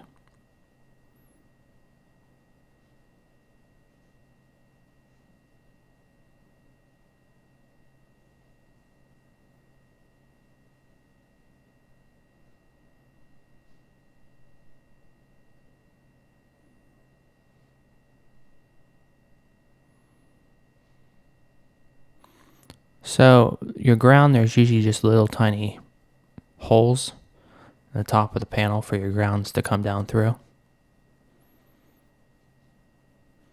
So that's what I do is I route it down one of those holes. Being careful because as you poke it through, you don't want to be touching any hots or anything like that, getting energized. So if a breaker panel terrifies you or you don't know what you're doing, you probably shouldn't be doing it.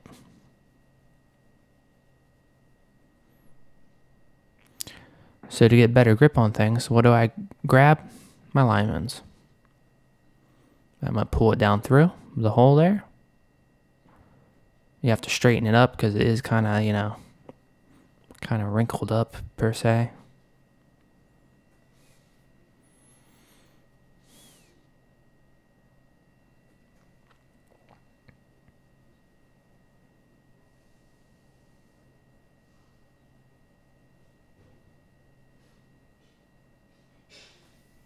I'm trying to pull that down through. Ben comes over and tries to lend a hand. And there we go. Starts coming down now. Just gotta ensure you have enough slack and to straighten the damn thing up.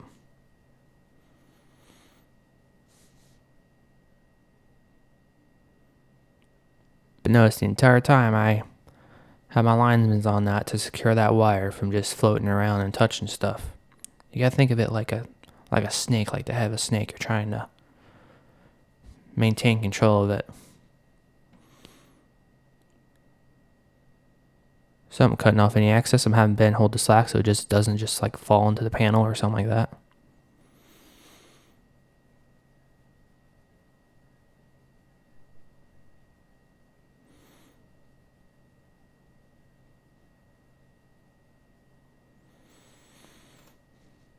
So, loosen up a lug on the neutral/bus ground bar.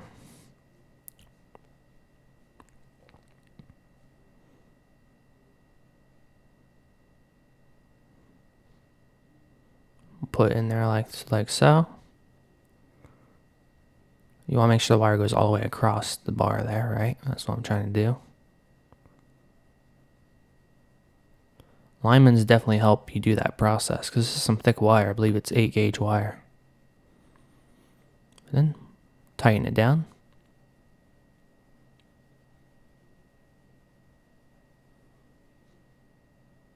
Like so. Just ensuring it's extra nice and tight there. And there we go. The server rack has been properly grounded.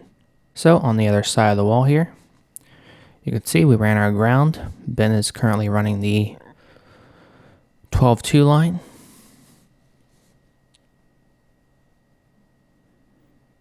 Be straightening it up first.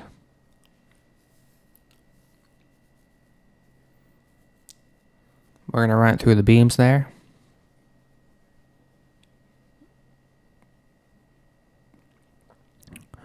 We're going to take a big pair of linemen's and cut off any excess.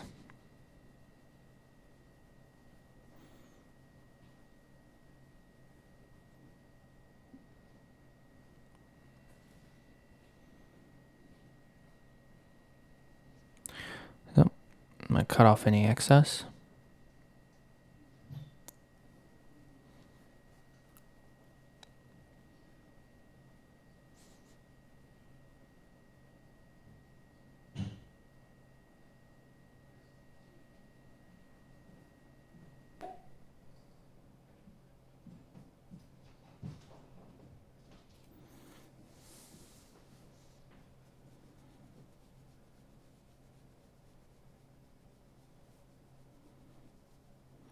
So I'm thinking about how I'm going to secure the outlet, but you'll find out how we do it here in a second.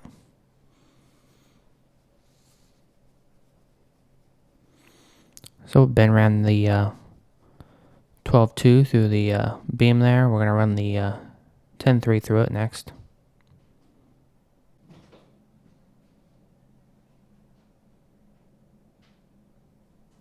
So we're measuring the beams because we're going to need to put a board in between the beams.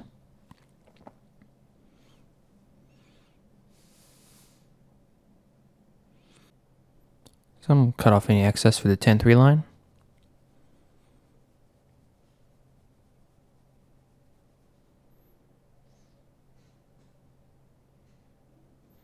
A lot thicker. Okay, so we're putting a board here. Ben's going to go ahead and nail it on.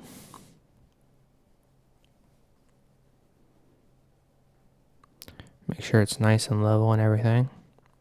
This is going to be the board we're going to mount the receptacle box to.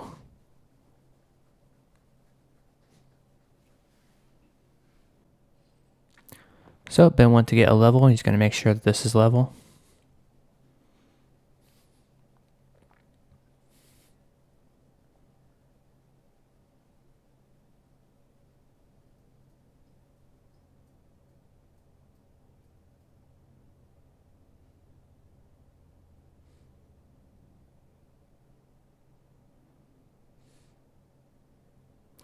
So he's nailing in the board from the side there.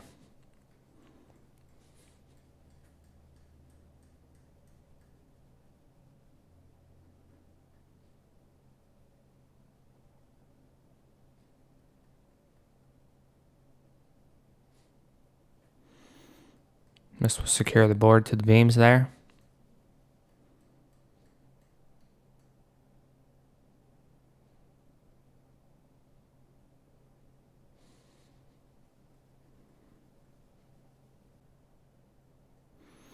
Putting in more nails. Gotta make sure she's nice and secure.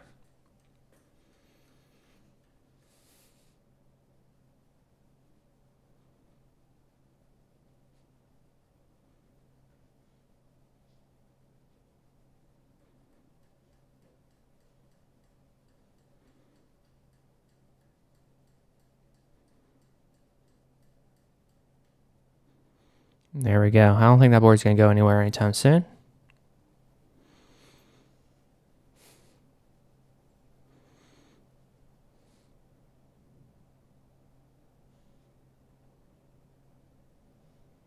So Ben's running the 10-3 through the wall beams there.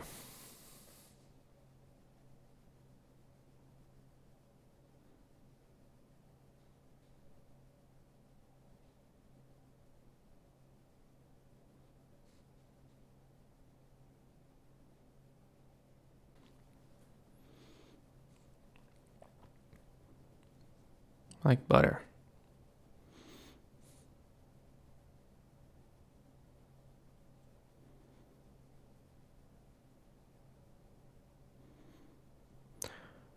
That's some big wire right there. That's a thick boy right there.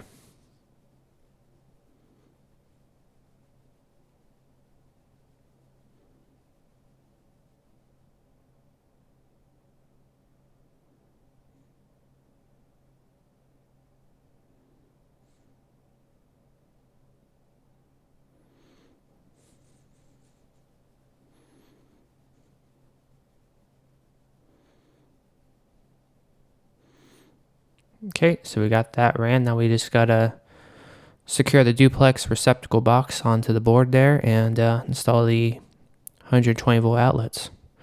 The 240 volt receptacle will come later once I determine what NEMA type I need. That'll be determined by what UPS I buy. Okay, so there's our duplex receptacle box. Nice and metal. We'll also use a metal faceplate.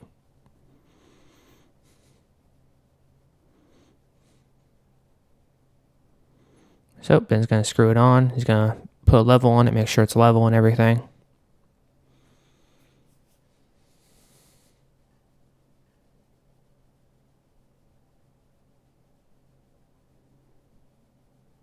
There we go, leveling it.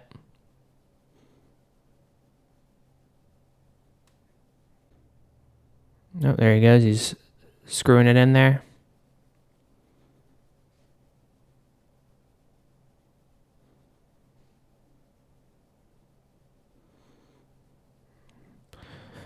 I believe he's screwing in all 4 screws, which is overkill, but hey, this is for a server rack. You want it done right.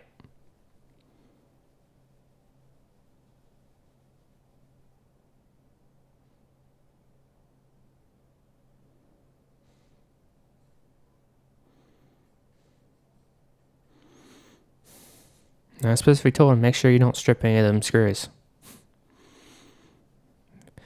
He checks if it's level after it's bolted down, you know.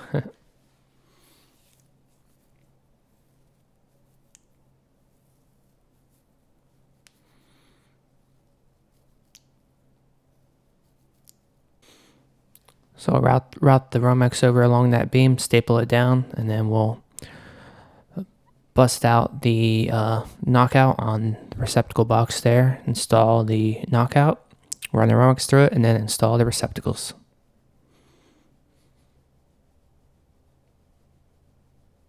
Now look at that.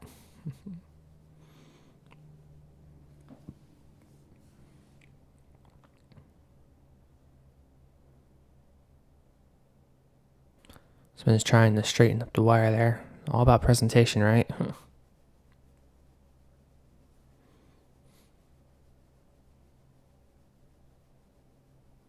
So we're knocking out the knockout right there on the receptacle box.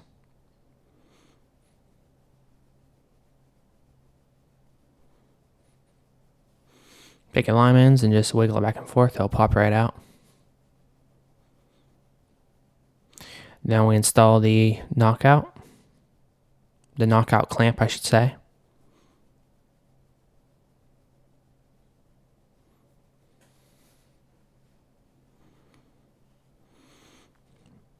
then secure it on like so. Run the Romex down through the clamp, as you guys can see. Sorry if it's a bit out of focus, but you kind of get the gist of what we're doing.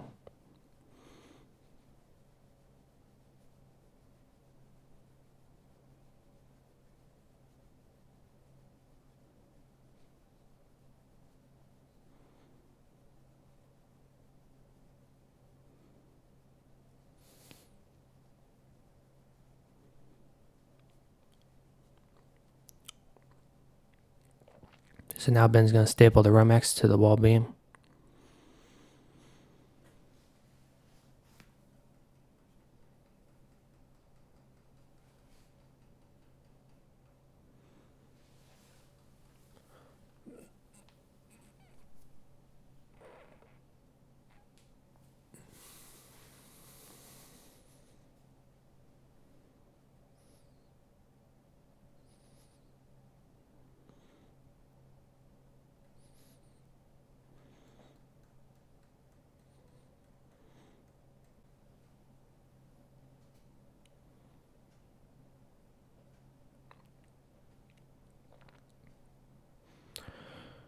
Okay, so first thing I'm going to do is I'm going to take my Romex strippers and strip off the jacket for the 12-2.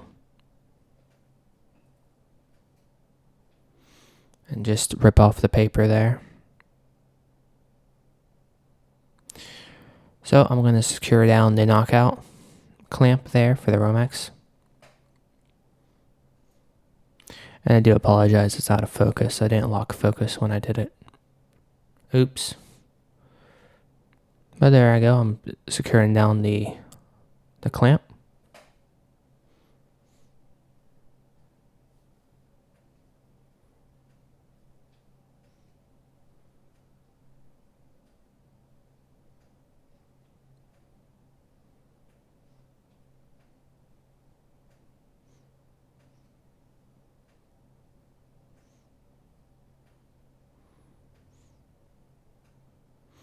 So made it nice and tight. Rip off that extra paper there.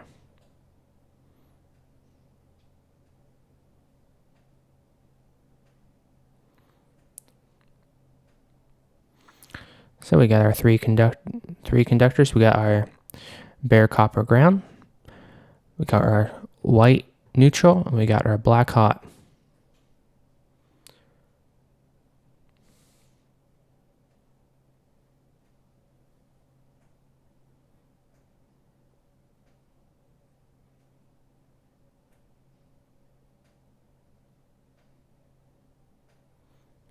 So I'm preparing the ground lug there, backing out on it so I can secure the ground onto it.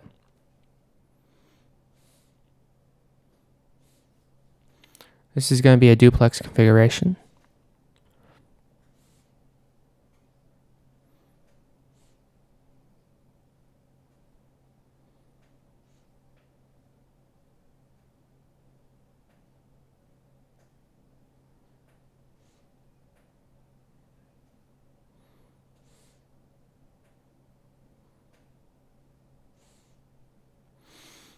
Okay, so I'm going to go ahead and secure my ground. Now, since the enclosure's metal, you don't have to run the ground to the other outlet. It will be tied via the metal chassis.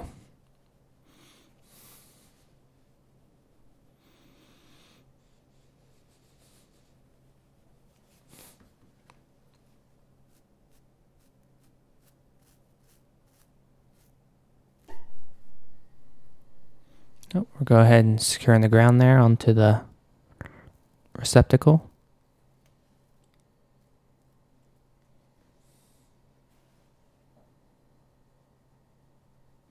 Go ahead and tighten it down.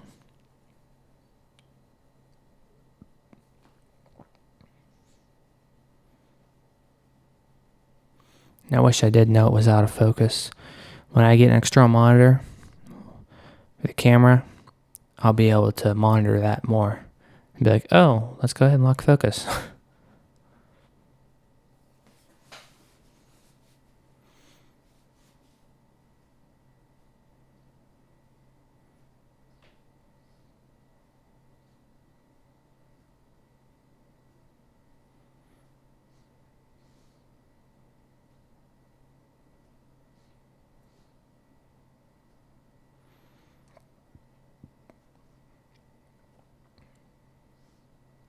So got it nice and tight. Ben was cutting off any excess hanging out.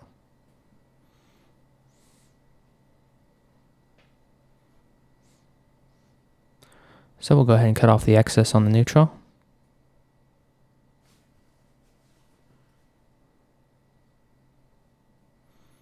Then we'll go ahead and strip the neutral.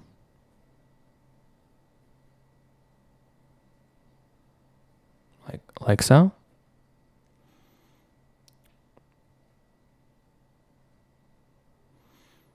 So, just going to trim off just a hair of that.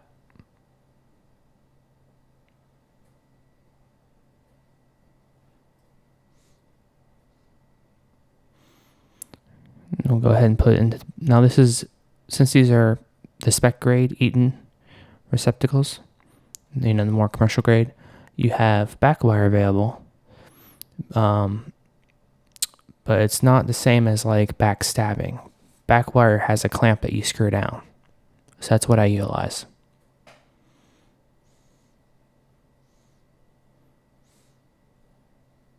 So grab on the alignments just to hold it all the way in there flush.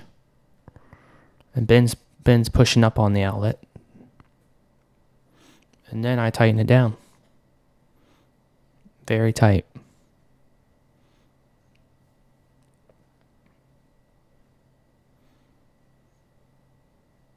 We want to make sure it's tight.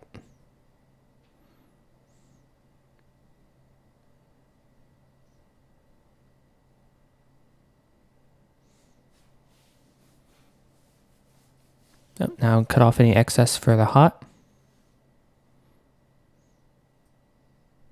And then we'll strip it. Gotta love these Romex strippers. They do it all you need. Everything you need.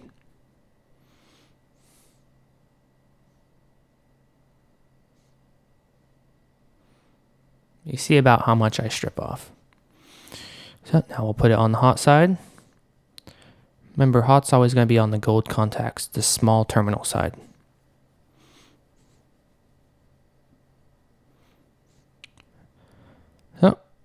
So same deal for this side here.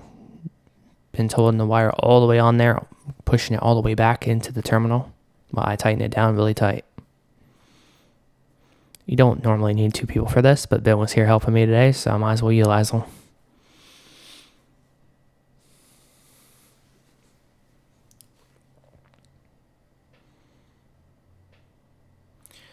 So now, since it's going to be a duplex configuration, just going to take a little bit of my spare 12-2, and we're going to go ahead and basically pigtail off of that one to hook up the secondary outlet.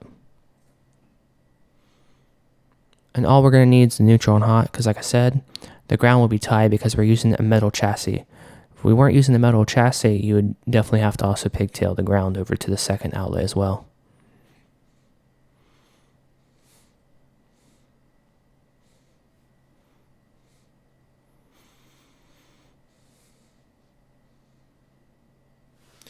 So the screw terminals you're not going to use on the receptacle, I recommend you screw them on all the way so they're not just floating there loose. So that's what I'm doing right now. I also screw the ground all the way in as well, because like I said, we're not going to have to tie ground into that because it'll already be grounded from the metal enclosure.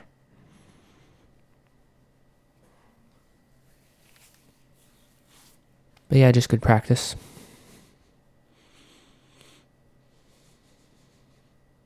So there's my neutral jumper right there.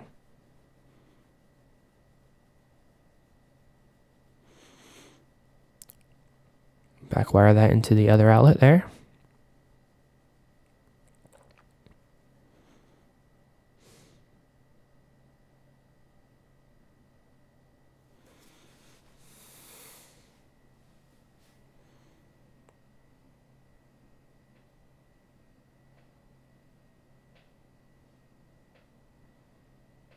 Oh, he's holding it while I secure it down.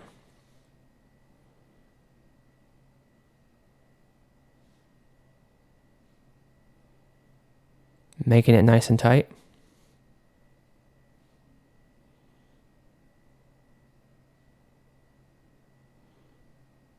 And yes, the breaker is off for this circuit right now.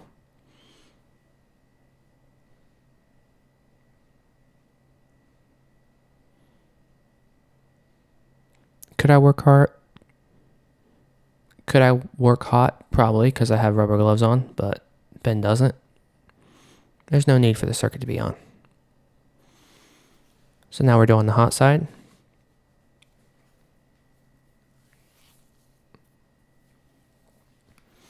Tighten it down like so.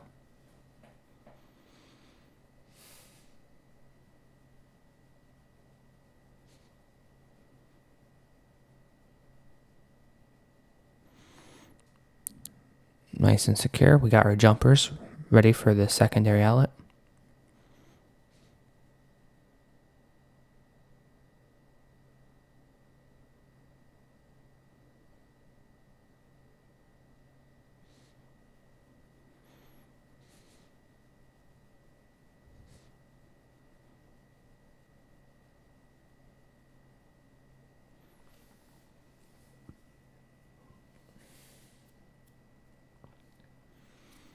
So I'm getting out a Robertson 1 bit.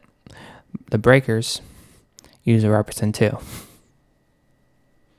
So there's my bit pack. Just going to swap out the bit there.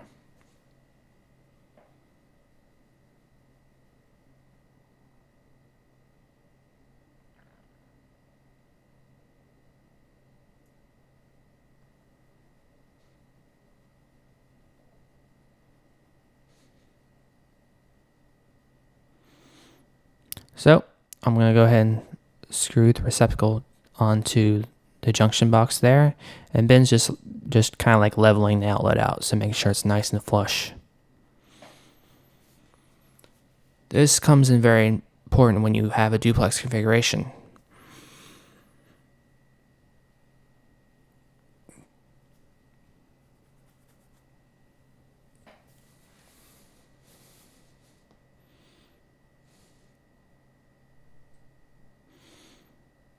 Yep, sometimes I'll take my palm and level out the outlet.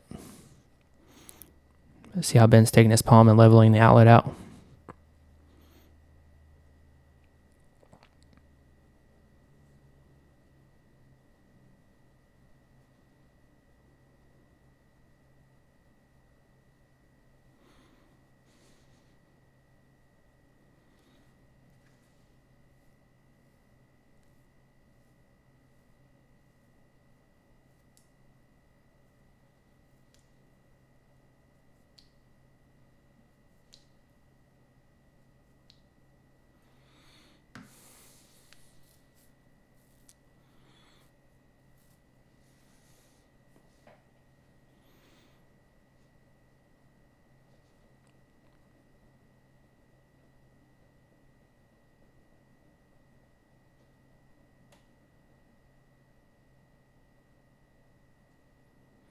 So there's the first outlet. Now we're going to go ahead and install the second outlet, or receptacle as it's properly termed.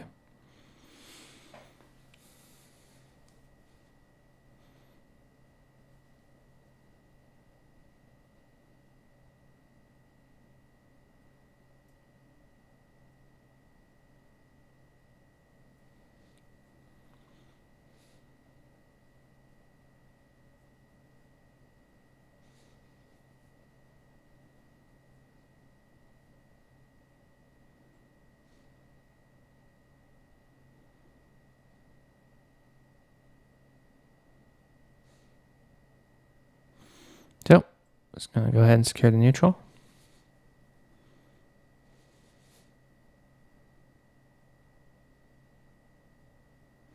Make it nice and tight.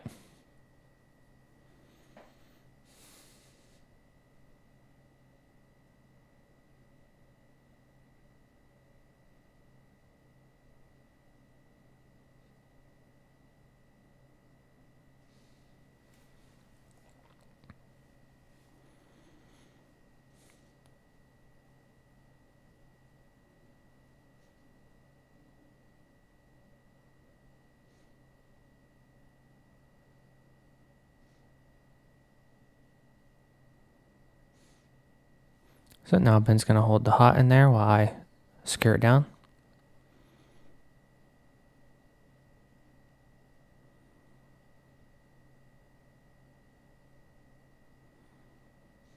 Make it nice and tight.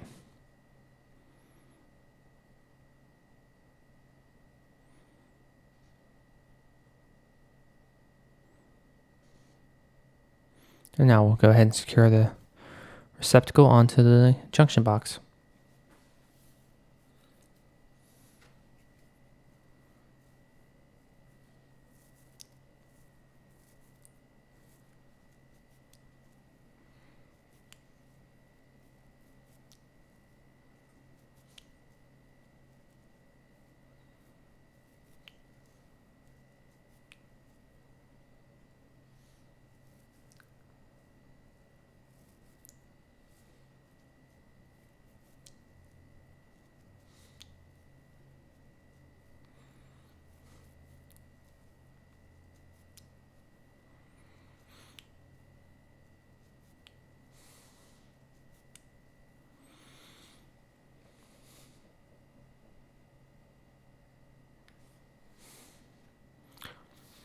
So there we go, securing it down.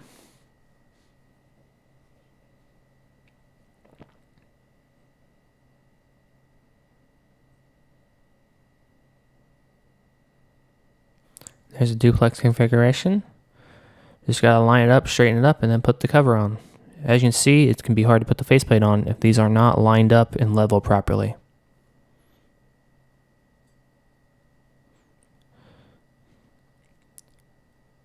So that receptacle needs to go over to the left a hair. So you back out, you line it up.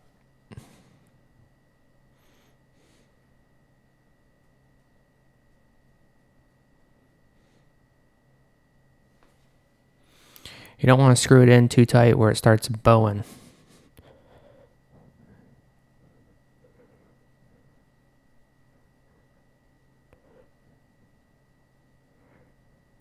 So all we gotta do is just install the faceplate.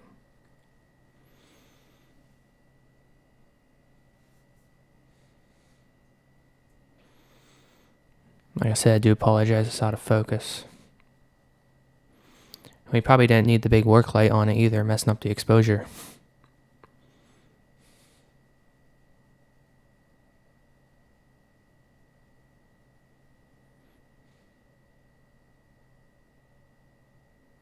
Just screwing the faceplate on. And the 120 volt 20 amp circuit would be pretty much complete. All we have to do is just test it.